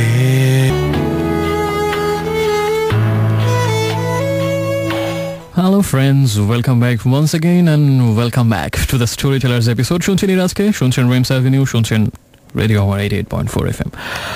গল্পের খুব উল্লেখযোগ্য একটা জায়গাতে আমরা ছিলাম এবং সেখানে হচ্ছে যে জীবনের খুব কঠিন একটা সিদ্ধান্তের সামনে দাঁড়িয়ে স্পন্দন সে কোন পথ বেছে নেবে, কোন পথ তার জন্য, কোন জীবন তার জন্য। কিন্তু সে শ্রেয়ার কাছ থেকে কোনো আসলে এ ব্যাপারে সে কিছু বলতে চায় না, বলে তোমার পথ তোমাকে খুঁজে নিতে হবে। অবশেষে অনেক ভেবে চিনতে, অনেক দ্বিধা দ্বন্দ্বে পড়ে, অনেক কিছু ভেবে আসে, আসলে কোনোটাতেই খুব একটা জুৎসই সিদ্ধান্ত নিতে পারেন। অবশেষে একরকম জোর করেই বলা যায় সে তার সমমনা আরও কিছু বন্ধুদের সাথে যখন শুনে যে তারা আসলে খুব প্রত্যন্ত বাংলাদেশের একটা খুব প্রত্যন্ত এলাকাতে তাদের ভাগ্য পরিবর্তনের জন্য কাজ করতে যাচ্ছে, তার জন্য কিছু করার একটা মিশন ইউনিভার্সিটি থেকে একটা ক্যাম্পেইনে কুড়িগ্রামের একেবারেই প্রত্যন্ত একটা জেলা কুড়িগ্রাম, এবং সেখানে পদ্মার যে যমুনার যে চর, এবং সেই চরের মানুষের জীবনযাত্রা প্রচণ্ড রকম নির্মম এবং খুব অসহায় জীবনযাপন তারা করে। প্রকৃতির হাতে তাদের প্রত্যেকটা দিন রাত্রি বন্দী, ন্যূনতম মানবিক সুবিধাগুলো তারা পায় না, সেখান থেকে বঞ্চিত। তো এই এলাকার মানুষদের স্যানিটেশনের জন্য এবং ড্রিঙ্কিং ওয়াটারের জন্য কাজ করছে এরকম একটা দলের সাথে সে যোগ দিয়ে কিছুদিনের জন্য ওখানে চলে যায়, এবং তার নিজেকে একটা পরীক্ষার মতো তার কাছে এটা মনে হয় যে আমি এই কাজটা করে দেখতে চাই যে আসলে আমার জীবনটা আমি তাদের জন্য কিছু করতে পারি কিনা, বা এখানে গেলে আসলে বুঝতে পারবো যে এটাই আমার সঠিক পথ কিনা। তো আসলে সে এই সিদ্ধান্তের কথা সে শ্রেয়াকে জানায়। তো শ্রেয়া বলে যে আমি তো তোমাকে আগেই বলেছি যে তোমার পথ তোমাকে বেছে নিতে হবে, কোনটা তোমার জন্য। আমি তোমাকে অনেকগুলো জানালা দেখিয়েছি, তুমি বেছে নাও কোন জানালা দিয়ে তুমি সুবাতাস পেতে চাও জীবনের। তো তার সিদ্ধান্ত অনুযায়ী সে তাদের সাথে চলে যায় এবং কুড়িগ্রামের সেই একেবারেই প্রত্যন্ত যমুনার চর অঞ্চলগুলোতে, এবং সেখানে মেহনতি মানুষের জন্য কাজ করতে গিয়ে এক ধরনের ভালো লাগাও তার মধ্যে কাজ করে যে আসলে যে একটা অর্থ সে খুঁজে পাচ্ছে। সে যেহেতু দেশের সর্বোচ্চ প্রতিষ্ঠান থেকে পড়ালেখা শিখেছে এবং কিছু করতে পারার ক্ষমতাও অন্তত তার আছে, তো সেটাকে তাদের কারো ভালো জন কোনো কিছু অসহায় মানুষের জন্য কিছু করতে পারার আনন্দটা সে অবশ্যই পায়। অ্যাট দ্য সেম টাইম সেই সব কিছুর ফাঁকে ফাঁকে হঠাৎ করে সে নতুন একটা অনুভূতি তার মধ্যে জন্ম নেয়। সে আর প্রত্যেকটা সকালে ঘুম থেকে উঠে কেউ তাকে ফোন করে না, বা আগে যেরকম হ্যাঁ আজকে কি প্ল্যান আমাদের, আজকে কোথায় যাব, বা আজকে এরকম একটা ওখানে একটা এরকম স্পেশাল প্রোগ্রাম হচ্ছে, একটা পেন্টিং এক্সিবিশন হচ্ছে, বা নতুন একটা মুভি এসছে, বা নতুন কোনো গানের আসর আছে আজকে ওখানে, এরকম কেউ আর তাকে খবর দেয় না, বা সব কিছু খোঁজ খবরও রাখে না, খাওয়া থেকে শুরু করে ঠিকঠাক মতো নিজের যত্ন নিচ্ছে কিনা, কেউ আর আগের মতো তাকে ঘুম থেকে তুলে দিচ্ছে না, এক্সামের আগে খোঁজ খবর নিচ্ছে না। একটা শূন্যতা তার মধ্যে কাজ করতে থাকে যে হঠাৎ করে কেমন যেন সবকিছু কেমন যেন হয়ে গেছে, যে কিছু একটা ছিল যাকে যেটা আসলে আমি এতদিন বুঝতে পারিনি, অনুভব করতে পারিনি, একেবারে ছায়ার মতো ঘিরে ছিল, এবং সময় ঘিরে ছিল বলেই হয়তো তার সঠিক পরিচয়টা বা প্রকৃত অবয়বটা কখনো পরিষ্কার হয়ে চোখে ধরা পড়েনি। সেই অনেক দূরে গিয়ে প্রথমবারের মতো আসলে ভিন্ন একটা পরিবেশে, ভিন্ন একটা আঙ্গিকে, ভিন্ন আবহে প্রথমবারের মতো তার মনে হতে থাকে যে কিছু একটা ছিল প্রচণ্ডভাবে ঘিরে তাকে, অনেক জুড়ে, যেটা আসলে এখন আর নেই, সেটা অনুপস্থিত অনেক বেশিভাবে। প্রথম দিকে আসলে এটাকে শুধুমাত্র পরিবেশ পরিবর্তনের কারণে আসলে একটা সাময়িক অস্থিরতা বলে সে আসলে প্রথমে আমল দিতে চায় না, কিন্তু আস্তে আস্তে ধীরে ধীরে সে বুঝতে পারে যে সামথিং ইজ রিয়েলি মিসিং, এবং তখন আস্তে আস্তে সে একটা সত্য তার সামনে উদ্ভাসিত হয়। এই যে সত্যটা সে আসলে ঠিক মেনে নিতে পারে না, বা তার কাছে সেটাকে সত্য বলে গ্রহণ করতে সে প্রচণ্ড দ্বিধাগ্রস্ত হয়। তার মনে হয় কোথাও কোনো একটা ভুল হচ্ছে, বা তার ভাবতে ভুল হচ্ছে, এরকম হওয়ার কথা না, বা এটা তো হওয়ার কোনো সম্ভাবনা কিছুই নেই, কোনো দিক থেকে এটা সম্ভাবনা নেই। কিন্তু আস্তে আস্তে সেই যে সত্যটাকে আমরা বেশি করে চাপা দিয়ে রাখতে চাই, সেটাই অনেক বেশি আরো বেয়াড়া হয়ে বেয়াদবের মতো আস্তে আস্তে আরো মাথা তুলে দাঁড়াতে থাকে। ওটাকে চাপা দিয়ে আসলে আরো বেশি অসম্ভব হয়ে যায়, এবং সূক্ষ্ম একটা গলায় বিঁধে থাকা কাঁটার মতো সেটা প্রতিনিয়ত কষ্ট দেয়, খোলায়। ঠিক ওভাবে অনেক লড়াইয়ের পরে সেই মানে দমিয়ে রাখা সেই ভাবনাটা আস্তে আস্তে যখন তাকে পুরোপুরি গ্রাস করে ফেলে, সে পুরোপুরি অসহায় হয়ে পরাজিতের মতো আত্মসমর্পণ করে সেই ভাবনার কাছে, তখন সেই ভাবনা কোনো এক দৈব সকালের মতো তীব্র রক্তিমালয় উদ্ভাসিত হয়ে তো তার চোখের সামনে সত্যটা উন্মোচন করে। সেটা হচ্ছে যে আসলে এভাবে একেবারেই বোহেমিয়ান পাগলপাড়া অসম বন্ধুত্বের সেই দিনগুলোতে, সেই রাত্রিগুলোতে এভাবে চলতে চলতে কখন কোন কারণে, কোন প্রান্তরে, কোন সময়ে, কিভাবে, কোথায়, কোত্থেকে যেন সেই 6W'র মতো how, when, why, where, what, ঠিক সেই 6W এর মতো কিভাবে যে জন্ম নিয়েছে, কোথায় কোন প্রান্তরে একটা তার প্রতি নির্ভরতা অনেক বেশি সমর্পিত হয়েছে সে অনেক আগে, সেটা সে বুঝতে পারে না। কিন্তু এটা প্রথমবারের মতো সে বুঝতে পারে যে জীবনে প্রথমবারের মতো আসলে কারোর প্রতি তার মুগ্ধতা কাজ করছে, তার প্রতি তার ভালো লাগা কাজ করছে, এবং সব থেকে আসলে মুগ্ধতা ভালো লাগার থেকে হচ্ছে অনুভূতিটা তাকে বেশি রকম খোঁচাতে থাকে। সেটা হচ্ছে যে কেউ একজন সবসময় তার সব কিছুতে ছিল, কেউ একজন সব দেখে রাখতো, তার প্রত্যেকটা মানে সকাল থেকে রাত পর্যন্ত সব কিছু কারো মমতার আঁচলে বাধা ছিল, হঠাৎ করে সেটা নেই, এবং সেই মমতার জায়গাটা থেকেই আসলে প্রথমবার উপলব্ধি করেছে এতদিন যেগুলো বন্ধুদের মাঝে দেখেছে, শুনে এসছে, এবং বই পড়েছে, মুভিতে দেখেছে, সব সেই পৃথিবীর সব থেকে পুরনো এবং সবচেয়ে কমন যে অনুভূতিটা, কিন্তু পৃথিবীর সব থেকে পুরনো হবার পরেও যেটা সব থেকে নতুন, সবথেকে বেশি কমন হবার পরেও যেটা আসলে সব থেকে বেশি অপার্থিব, অনন্য সাধারণ অনুভূতি, সেই অনুভূতিটা অবশেষে তাকেও গ্রাস করেছে।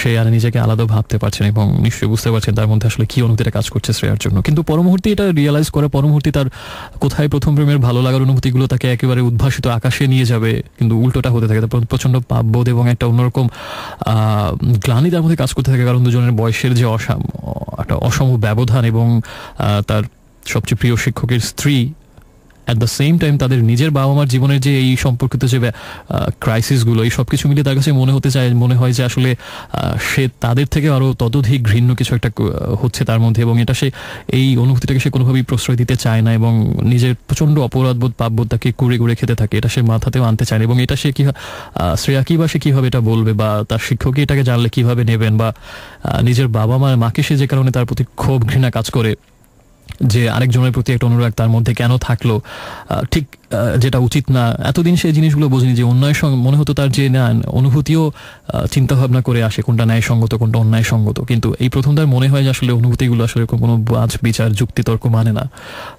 যত অন্যায়সঙ্গত হোক না, যত ন্যায়সঙ্গত একদম না, যত কিছুই মনে হোক না কেন, অনুভূতি কখনো আসলে যুক্তিতর্কের ধার ধারে না, সে কোনো গণিত নয়, সে কোনো আসলে যোগ বিয়োগের হিসেব নয়, সে তার নিজের নিয়মে একেবারে প্রবাহমান নদীর মতো বয়ে চলে, কোনো কিছুর তোয়াক্কা না করে। আমরা শুধু তার শিকার হয়ে যাই, নিজেও টের পাই না কখন সেই স্রোতে ভাসছি।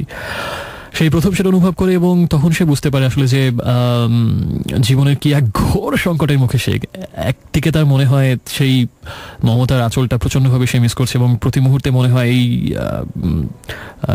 এই দুর্গম প্রত্যন্ত এলাকা থেকে আবার এক ছুটে চলে যায়, আবার আগের মতো ঘুরে বেড়ায় এবং আবার তার মমতার স্পর্শে মমতার আঁচলে নিজেকে সমর্পণ করি। কিন্তু পরবর্তী মনে হয় এতদিন সবকিছু একরকম ছিল, এখন তার মধ্যে অন্যরকম একটা অনুভূতি কাজ করছে, এখন আর কোনো কিছু আগের মতো সহজ হবে না, বা সে কিভাবে এই রূঢ় সত্যকে ফেস করবে বা এটার পরিশেষে কি অপেক্ষা করছে, প্রচণ্ড একটা দ্বিধাগ্রস্ততা তার মধ্যে কাজ করে। এভাবে নিজের সাথে তার প্রচণ্ড লড়াই চলে। দিনে হয়তো সে মানুষের জন্য কাজ করছে, সবার সাথে একটা স্রোতে গা ভাসিয়ে দেওয়ার মতো, হয়তো সে নিজের মধ্যে থেকেও নেই, কিন্তু একাকিত্বের মুহূর্তগুলোতেই আবার যখন নিজের সাথে নিজের বোঝাপড়া হয় তখন প্রচণ্ড একটা ঝড় তার ভেতর বইতে থাকে। এবং তখন সে আসলে বুঝতে থাকে যে এতদিন সে যে পজিশনে থেকে, যে জায়গা থেকে আসলে বাকিদের কাজকর্মকে বা বাকিদের সিদ্ধান্তগুলোকে একেবারে এক নির্মোহ বিচারকের মতো জাজ করেছে, সেটা এখন আর সম্ভব হয় না আসলে। তখন সে বুঝতে পারে মানুষ কোন পরিস্থিতিতে থাকলে আসলে সেই অন্যদের চোখে সেই ভুল সিদ্ধান্তগুলো সে কেন নেয়, একমাত্র সেই বুঝতে পারে। এখন তার নিজের জীবন দিয়ে সে কিছুটা হলেও সেটা বুঝতে পারে এবং তার বাবা মার সেই গল্পটাও, অর্থটাও সে আরও বেশি করে এখন বুঝতে পারে। তো অবশেষে নিজের সাথে অনেক লড়াইয়ের পরে, অনেক বোঝাপড়ার পরে সে সিদ্ধান্ত নেয় আবার ঢাকায় চলে আসার, এবং তখন সে বুঝতে পারে তার পথটা আসলে সেই মানুষের জন্য কাজ করাটা তার পথ না। সেটা যতই মহৎ পথ হোক, যতই শ্রদ্ধা থাকুক সেই পথের জন্য, তার নিজের জীবনটা সেই পথের জন্য না। সে অবশেষে আর না পেরে ঢাকায় চলে আসে এবং তখন তার মধ্যে একটা অন্যরকম সংকট দাঁড়ায় যে এখন সে কিভাবে এই সত্যের মুখোমুখি সে হবে, শ্রেয়ার সাথে বা সে কিভাবে মিশবে বা তাকে সে কিভাবে জানাবে। কিন্তু তার মধ্যে একটা খুব প্রবল একটা দ্রোহ বা প্রবল একটা প্রচণ্ড মনোবলে সে তাকে জানান দেয় যে সে জীবনে এই শিক্ষাটা পেয়েছে তার অন্তত বাবা মার কাছ থেকে বা সাইফের কাছ থেকে বা শ্রেয়ার কাছ থেকে, যে সত্য যত নির্মম হোক তাকে লুকিয়ে রাখতে গেলেই আসলে সমস্যাগুলো হয়। সত্যকে দুই বাহু উজাড় করে আলিঙ্গন করতে হয়। তা সেই সত্য যদি সমাজের কাছে ঘৃণ্যও হয়, যদি অন্যদের কাছে একেবারে পরিত্যাজ্য হয়, সত্যকে একেবারে দিনের সূর্যের আলোর মতোই গ্রহণ করা উচিত, একেবারে পরিষ্ফুরভাবে, নির্মোহভাবে। সেই ধারণাটাই, সেই জ্ঞানটাই তাকে সেই সত্যের মুখোমুখি দাঁড় করিয়ে দেয়। সে জানানোর সিদ্ধান্ত নেয় শ্রেয়াকে তার অনুভূতির কথা, তার ভাবনার কথা, বা তার ভেতরে যে পরিবর্তনটা আসছে সেটার কথা। এবং প্রচণ্ড দুরু দুরু বুকে এবং অনেকটা একেবারে মৃতপ্রায় একেবারেই মানুষ হয়ে সে খুব মরিয়া হয়ে সেই কথাগুলো সে শ্রেয়াকে জানায় এবং সে আশা করে তার কাছে খুব তীব্র খুব নেগেটিভ রিয়াকশন পাবে বা খুব বাজেভাবে শ্রেয়া হয়তো তাকে ট্রিট করবে, এরকম একটা আশঙ্কা তার মধ্যে ছিল। কিন্তু শ্রেয়ার আমরা একেবারে তার জীবনের গল্পগুলো আগের পর্ব শুনছি, তার ভাবনা চিন্তা সব কিছু অন্যরকম, তার কারোর সাথেই মিলবে না সেটা। তো সে খুব স্বাভাবিকভাবেই ব্যাপারটাকে নেয় এবং সে বরঞ্চ আরও বিজ্ঞানীর মতো করে বিষয়টাকে এক্সপ্লেইন করে, যেটা হওয়াটা খুব স্বাভাবিক। তোমার যে এইজ ছিল এই সময়তে অন্য সবাই তার সহপাঠিনীদের সাথে বা অন্য কোনো মেয়ের সাথে তাদের বন্ধুত্ব বা আরও বেশি হয়তো প্রণয় বা তাদের জীবনযাত্রা একরকম ছিল, কিন্তু তোমার জীবন এখন পর্যন্ত কেউই আসেনি, বা তোমার ওই স্বাভাবিকভাবেই সময়ের সাথে সাথে যে প্রবাহমান নদী তোমার জীবনে আসার কথা ছিল সেই জায়গাটা আসেনি। এবং সেখানে একটা বিরাট শূন্যতা তো ছিলই, যেটা আসলে শিল্প সাহিত্য বা সংস্কৃতির বাতাবরণ দিয়ে নিশ্চয়ই বেশি দিন ঢেকে রাখা যাবে না, যার ফলে স্বাভাবিক নিয়মেই তোমার এটা হয়েছে। এবং তোমার জীবনে নারী বলতে একমাত্র আমিই ছিলাম এবং তোমার যতটুকু বিচরণ সব কিছুই আমার সাথেই ছিল। সো এই আসক্তিটা বা এটাকে মোহ বলা হোক, আসক্তি বলা হোক, ভালো লাগা বলা হোক, যেটাই বলা হোক না কেন, সেটা শ্রেয়ার প্রতি আসাটাই স্বাভাবিক। সে ঠিক একেবারে বিজ্ঞানীর মতো করে এই বিষয়টাকে বোঝায়, কিন্তু পরিশেষে আবার এটাও বলে কিন্তু শ্রেয়ার জীবন একেবারেই আলাদা, তার জীবন আলাদা, প্রত্যেকটা মানুষের জীবনই আলাদা। তাই শ্রেয়া চায় না এরকম একটা অসম কিছুতে জড়াতে। এবং আসলে সে এটা আসলে সে শুধু যে স্পন্দনের জন্য চায় না তা না, কারোর জন্য না, তার জীবনের যাবার পথ, জীবন নিয়ে ভাবার সম্পূর্ণই সবকিছু আলাদা। সেখানে সারা জীবনের জন্য কারোর সাথে সে জড়াবে বা কাউকে নিজেকে একেবারে কারো কাছে সঁপে দেবে এরকম জীবন তার না। তো সেই আদর্শিক চিন্তাভাবনা থেকে সে স্পন্দনকে বলে যে তোমার অনুভূতিকে আমি শ্রদ্ধা করি, কিন্তু আসলে এটা আমার পক্ষে গ্রহণ করা অসম্ভব এবং তোমাকে ওটা থেকে বেরিয়ে আসতে হবে। হয়তো কিছুদিন পরে আবার সব ঠিক হয়ে যাবে এবং হয়তো সবকিছু আবার ভালো হয়ে যাবে। কিন্তু স্পন্দন বুঝতে পারে আসলে তার ভেতরে কতটা প্রচন্ড আলোড়ন হচ্ছে, কতটা যন্ত্রণা হচ্ছে, কতটা কষ্ট হচ্ছে। কারণ সে তার যে অন্য সহপাঠিনী ছিল না বা অন্য কারোর সাথে পরিচয় ছিল না এমন, কিন্তু সেই অন্যরকম ভাবনা চিন্তা, জীবন দর্শন, জীবনকে অন্যভাবে দেখার চোখ, এগুলো শ্রেয়ার এতটাই বেশি অসাধারণ, অন্যদের থেকে এতটাই বেশি আলাদা এবং মোহময়ী যে সেটা জানার পর আসলে অন্য আর সেই সাদামাটা অন্য কাউকে সবার মতো করে চিন্তাভাবনা করা, মেয়েকে কোনোভাবেই কাউকে আর ভালো লাগা তার পক্ষে, স্পন্দনের পক্ষে কখনোই সম্ভব হয় না। ফলে তার জীবনের একমুখী একটা স্রোত প্রবাহিত হতে থাকে, একটা অসম্ভব মোহনায় সেটা যেতে চায়, কিন্তু সেখানে তো এক বিশাল বাধা, কারণ শ্রেয়ার জীবনের ভাবনাগুলো একেবারেই অন্যরকম। এভাবে সংকটে দুলতে দুলতে একটা সময় অবশেষে তার বিশ্ববিদ্যালয় জীবন শেষ হয় এবং খুব ভালো রেজাল্ট করে স্পন্দন তার ইউনিভার্সিটি গ্র্যাজুয়েশন শেষ করে এবং অবশেষে তার কনভোকেশন প্রোগ্রাম উপস্থিত হয় এবং কনভোকেশনের ডেট যেদিন পরে, সমাবর্তন যেদিন হবে, যেহেতু সমাবর্তনে সবাই বাবা মাকে নিয়ে যায় এবং এটা সবার একটা জীবনের স্বপ্ন থাকে যে আমি যখন ডিগ্রি কমপ্লিট করব সে আমার কনভোকেশনে আমার বাবা মা থাকবে এবং তাদের চোখের সামনে, তাদের গৌরবদীপ্ত হৃদয়ের সামনে আমি আমার সার্টিফিকেট অ্যাকসেপ্ট করবো সেই কনভোকেশনের ড্রেস পরে। এটা আমার নিজেরও ছিল, ইনফ্যাক্ট আমি আমার কথা বলছি যে আমারও একটা ড্রিম ছিল যে আমি যেদিন নেবো, এবং আল্লাহ আমাকে সেই সৌভাগ্যটা দিয়েছেন যে আমার ফ্যামিলির সবার সামনেই আমি এরকম আমিও নিয়েছিলাম। ঠিক সেভাবেই স্পন্দনও চায় অন্য সবার মতো সেও তারও বাবা মা থাকুক, কিন্তু এটা একটা দুরূহ সম্ভাবনা। ঠিক তখন একটা অন্যরকম ভাবনা চিন্তা তার মধ্যে কাজ করে, সেটা হচ্ছে যে মার প্রতি তার এতদিন ক্ষোভ ছিল, ঘৃণা ছিল, যে একজনের স্ত্রী হয়ে কেন তার আরেকজনের প্রতি অনুরাগ থাকলো, এত বড় একটা অন্যায় কাজ সে কীভাবে করলো, এবং সেই অন্যায় অনুরাগের কারণেই তাদের সংসারের আজকে এই শতচ্ছিন্ন অবস্থা। এই ধারণা থেকে আসলে মার প্রতি তার ক্ষোভ বা ঘৃণাটা ছিল এতদিন, এবং যে কারণে সে আসলে বাবার সাথে থাকার সিদ্ধান্ত নেয়। কিন্তু এতদিন পরে নিজেরই সংকট দিয়ে, নিজেরই একেবারেই অসম, তার আপাত দৃষ্টিতে তার কাছে মনে হয় অনৈতিক এবং অন্যায়সঙ্গত সম্পর্ক থেকে সে এবার বুঝতে পারে যে আসলে মানুষ কোন পরিস্থিতি থাকলে ন্যায় অন্যায় ভুলে যায়, বা মানুষ কোন পরিস্থিতি থাকলে উচিত অনুচিত, ন্যায় অন্যায় বা যুক্তিসঙ্গত অযৌক্তিক এই ব্যবধানগুলো ডিঙিয়ে যায়। এই সবগুলো সীমারেখাই তখন তার কাছে গৌণ মনে হয়। একমাত্র মুখ্য বিষয় তখন মনে হয় তার হৃদয়ের স্বাভাবিক স্বতঃস্ফূর্ত বহমান সেই প্রবাহ, যা শুধু একজনের দিকে ধাবিত হয়, যা শুধু একমুখেই ধাবিত হয় এবং শুধু একটি মোহনাতেই সেটা মিলতে চায়।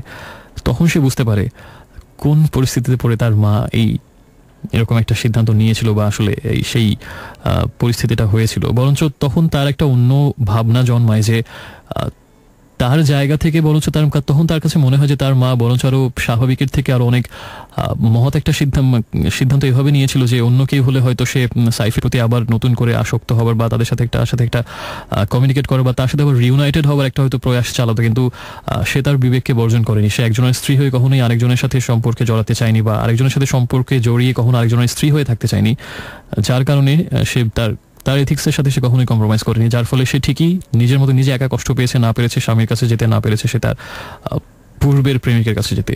সে তার এথিক্সের সাথে কখনোই কম্প্রোমাইজ করেনি, এবং দুদিক থেকে আসলে প্রচণ্ড কষ্ট পেয়েছে সে, কিন্তু সে তার জায়গাতে ঠিক আদর্শের জায়গাটাতে সে এক বিন্দু ছাড়তেনি। তো ওইটা নিজের জীবন থেকে যখন এরকম একটা ক্রাইসিস স্পন্দনে চলে আসে, তখন সে তার মায়ের ব্যাপারটা বা তাদের বাবা মার ব্যাপারটা সে তখন বুঝতে পারে, এবং তখন তার মধ্যে একটা অপরাধবোধ জন্মায় যে সে আসলে অনেক অপরিণত মন নিয়ে, অনেক অবিবেচকের মতো বা অনেক অর্বাচীনের মতো তার মায়ের কাজকর্ম বা তার সিদ্ধান্তগুলোকে জাজ করার চেষ্টা করেছে, যে ক্ষমতাটা তার আসলে জন্মায়নি, বা সেই দেখার চোখ তার ততদিনে তার হয়ওনি।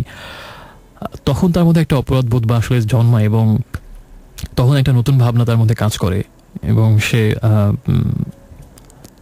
একটা অন্যরকম প্ল্যান নেয়। সেটা হচ্ছে যে তার কনভোকেশনে বাবা মা সে দুজনকে ইনভাইট করে, এবং দুজনকে বলে যে আমার, এবং বাবাকে বলে না যে মা আসবে, বা আর মাকে বলে না যে বাবা আসবে, দুজনকে জানা যে শুধু তুমি আসছো, আমার কনভোকেশন আমি তোমাকেই নেবো। অবশেষে কনভোকেশনের সেই দিনটা আসে, এবং কনভোকেশনের অনুষ্ঠানে এসে তার ফারহান এবং ইশিকার বহু দিন পরে হঠাৎ করে একেবারে নাটকীয়ভাবেই দেখাটা হয়, এবং স্পন্দন তখন দূর থেকে আসলে শুধু দেখে, তাদের সামনে থেকে আর এতদিন পরে তাদের দেখাটা সে আসলে তখন দুজনের মধ্যে আসলে কি কথা হয় এটা আমিও জানি না, আমিও বলতে পারবো না এখন। আসলে এত বছর পরে জীবনের দুই প্রান্তে, দুই মেরুতে দাঁড়িয়ে যদি আবার মুখোমুখি দেখা হয় ফারহান এবং ইশিকার, এত বছর পরে জীবনের অন্য একটা অধ্যায়ে এসে এমন একটা অকেশনে যেখানে তাদেরই সন্তান, এত বড় একটা গৌরবের সাক্ষী তারা হতে যাচ্ছে দুজনই, তাদেরই সন্তান, তাদেরই হৃদয়ের অংশ, আত্মার অংশ, এই উপলক্ষে আসলে তারা একজন আরেকজনকে কি বলবে, বা আসলে তারা সেই ঘৃণার আগুনটাকে জ্বালিয়ে রাখবে নাকি এতদিনের সময়ের ব্যবধানে সেই হৃদয়ের আগুনটা ক্রমশ নিভতে নিভতে বরঞ্চ হৃদয়ের সেই ক্ষতস্থান বা সেই নিঃস্ব রিক্ত থেকে থেকে আবার একটু মমতার জন্য, আবার একটু ভালোবাসার জন্য, আবার একটু কারো স্নিগ্ধ স্পর্শের জন্য হৃদয়টা কি তৃষাতুর হয়ে আছে, নাকি এখনো সেই ঘৃণার আগুনটা দাউ দাউ করে জ্বলছে এতদিন পরেও। তাদের মধ্যে কি কথা হবে, তারা কি আবার সেই চোখে ঘৃণা নিয়ে মুখ ফিরিয়ে নেবে, নাকি এতদিন পরে ভিন্ন একটা প্রেক্ষাপটে তাদেরই আত্মার অংশ সন্তানের সাফল্যের অংশীদার হতে এসে অনুভব করবে আরেকবার যে হৃদয়টা এতদিন তৃষাতুর মরুর মতোই ছিল, আবার সেখানে জল স্পর্শ হতে পারে এত বছর পরে। দুজনের মধ্যে কি কথা হবে আমি জানি না, এটা আপনারাই ভেবে নিতে পারেন কি কথা হতে পারে, বা তাদের চোখে আজকে কি থাকবে। ফারহান ইশিকার সেই ঘৃণার আগুন নাকি নতুন করে চাতক যেভাবে বাড়ি ধারার জন্য অপেক্ষা করে, সেই প্রতীক্ষিত দৃষ্টি, সেটা সেখানেই থাক। এবার আমি অন্যদিকে চলে আসি, সেটা হচ্ছে সেই কনভোকেশন তো হয়ে গেল। এদিকে হঠাৎ করে ঠিক না, যেহেতু তার মূল ঝোঁকটা আসলে তার নিজের সৃষ্টি নিয়ে, নিজের কাজ নিয়ে, নিজের পেন্টিং নিয়ে, নিজের জগৎ নিয়ে, হঠাৎ করে তার সামনে একটা সুযোগ আসে যে স্পেনে, যেহেতু ইউরোপ হচ্ছে আসলে চিত্রকলার জন্য একেবারে পূর্ণভূমি, স্পেন, ফ্রান্স, ইটালি, এই দেশগুলোতে, এবং তার কাছে একটা সুযোগ আসে যে আসলে ইউরোপে গিয়ে তার কাজগুলো এক্সিবিট করার, এবং এতদিন পর্যন্ত তার কাজের সীমা বা পরিধি বা আসলে তার খ্যাতিটা বা তার জগৎটা ছিল আসলে বলা যায় যে ইস্টার্ন এশিয়ান এবং অনেকটা সাউথ ইস্ট এশিয়ান কান্ট্রিগুলোতে। এই প্রথম তার সামনে সুযোগ আসে আসলে ইউরোপে গিয়ে কিছু কাজ করার বা সেখানে থেকে কিছু শেখার বা সেখানকার সাম্প্রতিক ধারার সাথে নিজের পরিচয় করিয়ে বা পরিচিত হওয়ার বা আসলে আরো নতুন একটা উচ্চতায়, নতুন একটা জগতে বা নতুন একটা শিল্পের জগতের সন্ধান পাওয়ার। এবং এরকম সুযোগ আসার কারণে শ্রেয়া হঠাৎ সিদ্ধান্ত নেয় যে she will move to Spain, এবং বার্সেলোনাতে সে শিফট করার একটা ডিসিশন নেয়, এবং সেখানে হচ্ছে আসলে এইসব পেইন্টিং বা এইসব আর্টের জন্য একেবারে পূর্ণভূমির মতো। তো সে সিদ্ধান্ত নেয় যে সে সেখানেই চলে যাবে, এবং একটা তার জীবনে একটা পরিবর্তনও আসলো, এবং তার যে অপার সুন্দর একটা সম্ভাবনার জগৎ সবসময় সে দেখে আসছে যে তার সে পুরো পৃথিবীকে ছুঁয়ে যাবে একসময় তার পেইন্টিং দিয়ে, সেই সুযোগটা সে হারাতে চায় না। তার ফলে সে সিদ্ধান্ত নেয়, এবং যেহেতু এদিকে একটা সংকটের মুখোমুখি সে, তার কারণে তারই স্নেহের, তারই মমতার একটা খুব প্রিয় একটা মানুষ এবং তার জীবনের একমাত্র সত্যিকারের বন্ধু, তার অর্ধেক বয়সী প্রায় স্পন্দন, যে তার কারণেই জীবনের অন্যতম একটা সংকটের মুখোমুখি, এবং তার বলা যায় যে সে খুব বড় একটা বিপদগ্রস্ততার মুখোমুখি। সে সিদ্ধান্ত নেয় হয়তো সে চলে গেলে, সে হয়তো না থাকলে স্পন্দন হয়তো প্রথম প্রাথমিকভাবে কষ্ট পেলেও অবশেষে হয়তো সে ভুলে যাবে বা আবার নিজের পায়ে দাঁড়িয়ে হয়তো আবার নিজের সঠিক পথ খুঁজে নেবে, এরকম একটা ভাবনা থেকে সে সিদ্ধান্ত নেয় সে স্পেনে মুভ করার। এবং অ্যাজ ইউজুয়াল সে স্পেনে চলেও যায়, এবং যাওয়ার দিনটাতে এয়ারপোর্টে শুধুমাত্র তাকে সি অফ করে একজন মানুষই, আর কেউই না, সে সাইফ না, সে স্পন্দন। এবং শেষ দেখাটা সেখানেই হয়, এবং একেবারে একটা ভগ্ন হৃদয় নিয়ে স্পন্দন আবার ফিরে আসে। কিন্তু তার জীবনে হয়তো অন্য কোনো সুখবর কোথাও হয়তো অপেক্ষা করছে, নাও করতে পারে, সেই বিচার তো আপনাদের হাতে ছেড়ে দিয়েছি আমি।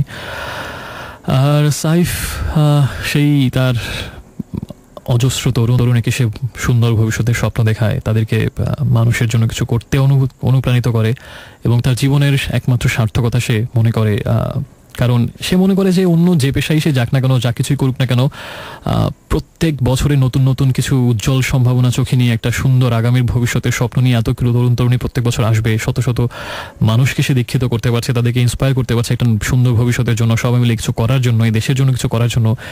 এই সুযোগটা সে আর পৃথিবীর কোথাও পাবে না। এতগুলো মানুষকে আলোর পথে নিয়ে যাবার সুযোগ আর কোনো পেশা আর কোনো জায়গায় তাকে করে দিতে পারবে না। তাই সেই বিশ্ববিদ্যালয়ের চাকরিটা ছাড়ার চেষ্টা করতে পারে না, এবং এই চাকরিটা করার তার উদ্দেশ্য একমাত্রই যে একই জায়গাতে বসে একই জায়গাতে কাজ করে প্রতি বছর বা প্রতি 6 মাস পরপরই হয়তো নতুন কিছু স্বপ্ন চোখে নিয়ে আসা তরুণ তরুণীকে নিজের মতো করে সাজানো, নিজের একটা ফুলের বাগানের মতো করে তাদেরকে গড়ে তোলা, এবং কিছু একদল যোদ্ধা সে তৈরি করে দিচ্ছে। হয়তো সবাইকে পারবেও না, আবার হয়তো কাউকে পারবে, যদি দুজনকেও পারে সেটাই তার সার্থকতা। একদল যোদ্ধা সে তৈরি করে দিতে চায়। একটা সময় হয়তো সে থাকবে না, কিন্তু এই যোদ্ধারা যেন একটা সময় শক্ত হাতে দেশের হালটা ধরতে পারে, এরকম একটা ভাবনা থেকে সে প্রচণ্ড আগ্রহ, প্রচণ্ড ভালোবাসা, প্রচণ্ড মমতা নিয়ে একের পর এক ক্লাস নিয়ে যায়। নিজের শরীর উপরে চাপ পড়লেও সে ছুটি নিতে চায় না। সে মনে করে একদল যোদ্ধা তৈরি করা যে মহান দায়িত্বটা সে পালন করছে, এটা থেকে সে একটা দিনও নিজেকে সেটা থেকে বিচ্যুতি সে দিতে চায় না।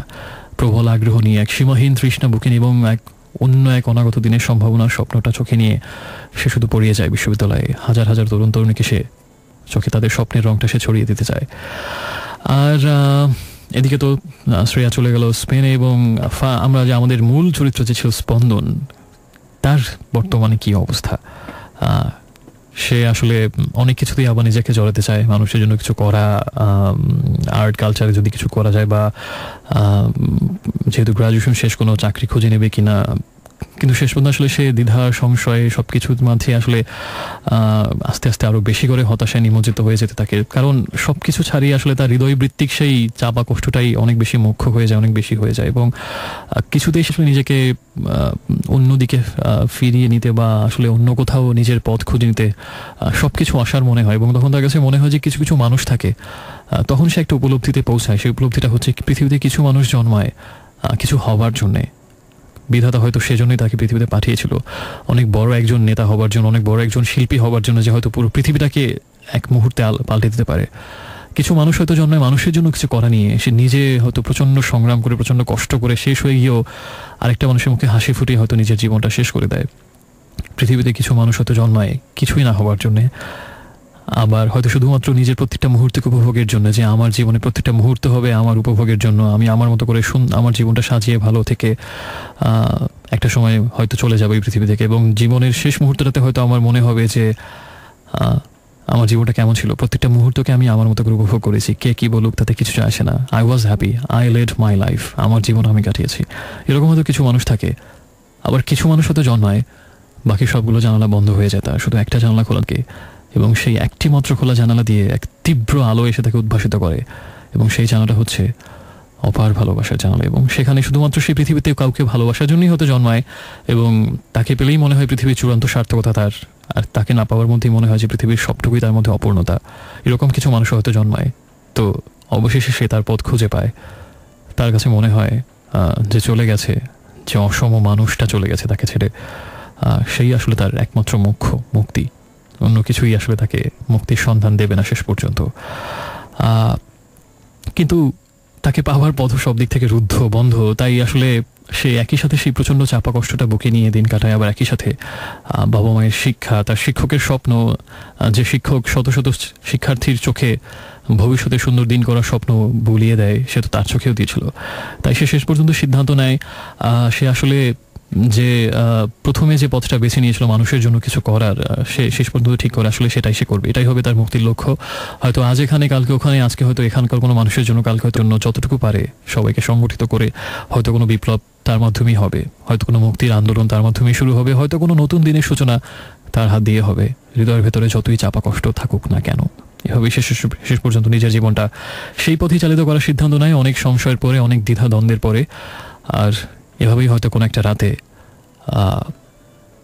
একরাশ স্বপ্ন চোখে নিয়ে আর আরেক চোখে সেই তার মানুষ প্রতিমাকে জীবনে কোনো দিনই আর না পাওয়ার, হয়তো না দেখার এক চাপা কষ্ট নিয়ে হয়তো সে ঘুমাতে যায়। এক চোখে থাকে সুন্দর এক ভবিষ্যতের স্বপ্ন, আরেক চোখে তীব্র প্রচণ্ড নিদারুণ হৃদয়ের এক কোণে লুকিয়ে থাকে প্রচণ্ড চাপা কষ্ট। হয়তো এভাবে দুই চোখে দুই অদৃশ্য কিছু নিয়ে সে ঘুমিয়ে গিয়েছিল। আর পরদিন সকালে তার একটু দেরিতেই ঘুম ভাঙে দরজায় কড়া নাড়ার শব্দে। আর ঘুম ভাঙতে তার চোখে পড়ে, দরজাটা খুলতে কিছুটা ঘুম জড়ানো চোখে দরজা খুলে সে দেখতে পায় কেউ দাঁড়িয়ে আছে তার দরজায়, আর কেউই না, শ্রেয়া।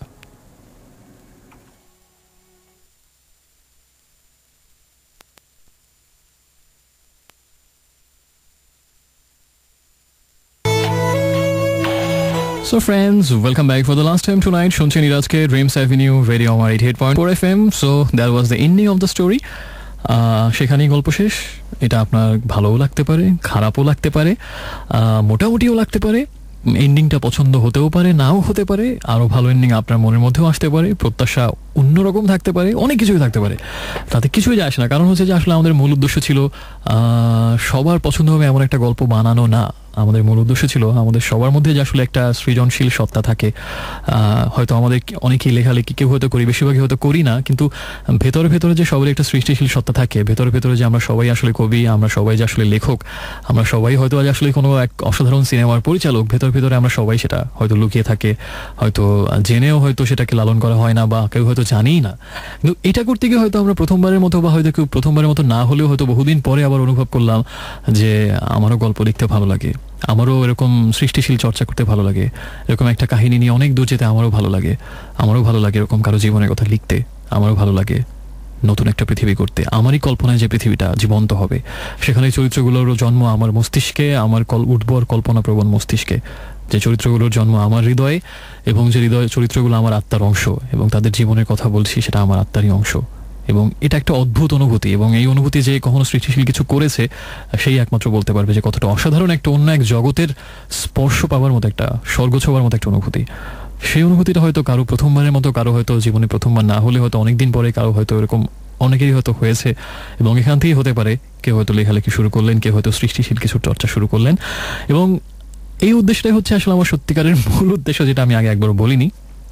এটাই আসলে আমার ছিল যে সবাই মিলে সৃষ্টিশীল কিছু শুরু হোক এখান থেকে। এভাবেই স্টোরি টেলার্স, খুব সামান্য, খুব সাদামাটা গল্প হয়তো হয়েছে, খুব তুচ্ছ গল্প হয়তো হয়েছে, খুব বাজে হয়তো সমাপ্তি হয়েছে, হয়তো এটা কিছুই হয়নি। হয়তো কেউ বলবেন বস্তা পচা সিনেমার গল্প, কেউ হয়তো বলবেন একেবারেই জাতা, কেউ হয়তো বলবেন এত কাহিনী কীর্তি করে, এত ইয়ে করে, আয়োজন করে এই শেষ পর্যন্ত, তাতে কোনো কিছুতেই কিছু যায় আসে না। মূল উদ্দেশ্য ছিল আপনার মনে যদি এক নিমেষের তরেও একটা সৃষ্টিশীল অগ্নিশিখা প্রজ্বলিত করা যায়, সেই শিখাটা যদি কিছুদিন বা আজীবনের জন্য জাগরুক থাকে, অন্তত একটা অগ্নিশিখা এই শোয়ের মাধ্যমে, এই স্টোরি টেলার্স এপিসোডের মাধ্যমে, সেটাই হবে পরম প্রাপ্তি। এটাও নিতান্ত কম নয়, অন্তত আমার কাছে। সো আশা করছি আজকের এই এপিসোডের পরে অন্তত কেউ একবারের জন্য হলো কলম তুলে নেবেন, কেউ একবারের জন্য হলো একটা সৃষ্টিশীল পৃথিবী গড়ার চেষ্টা করবেন নিজের অন্তরে, এবং সেটাকে ছড়িয়ে দেবেন সবার মাঝে। এটা ছিল প্রত্যাশা। ভালো থাকবেন। অনেক বেশি হয়তো বিরক্ত করলাম, 2 এপিসোড মিলে অনেক বকবক করে, কথা হয়তো একটু বেশি বলেছি, সরি ফর দ্যাট, ক্ষমা করে দেবেন নিজ করে। আমি তো তোমারই একজন, তাই না? শুভরাত্রি।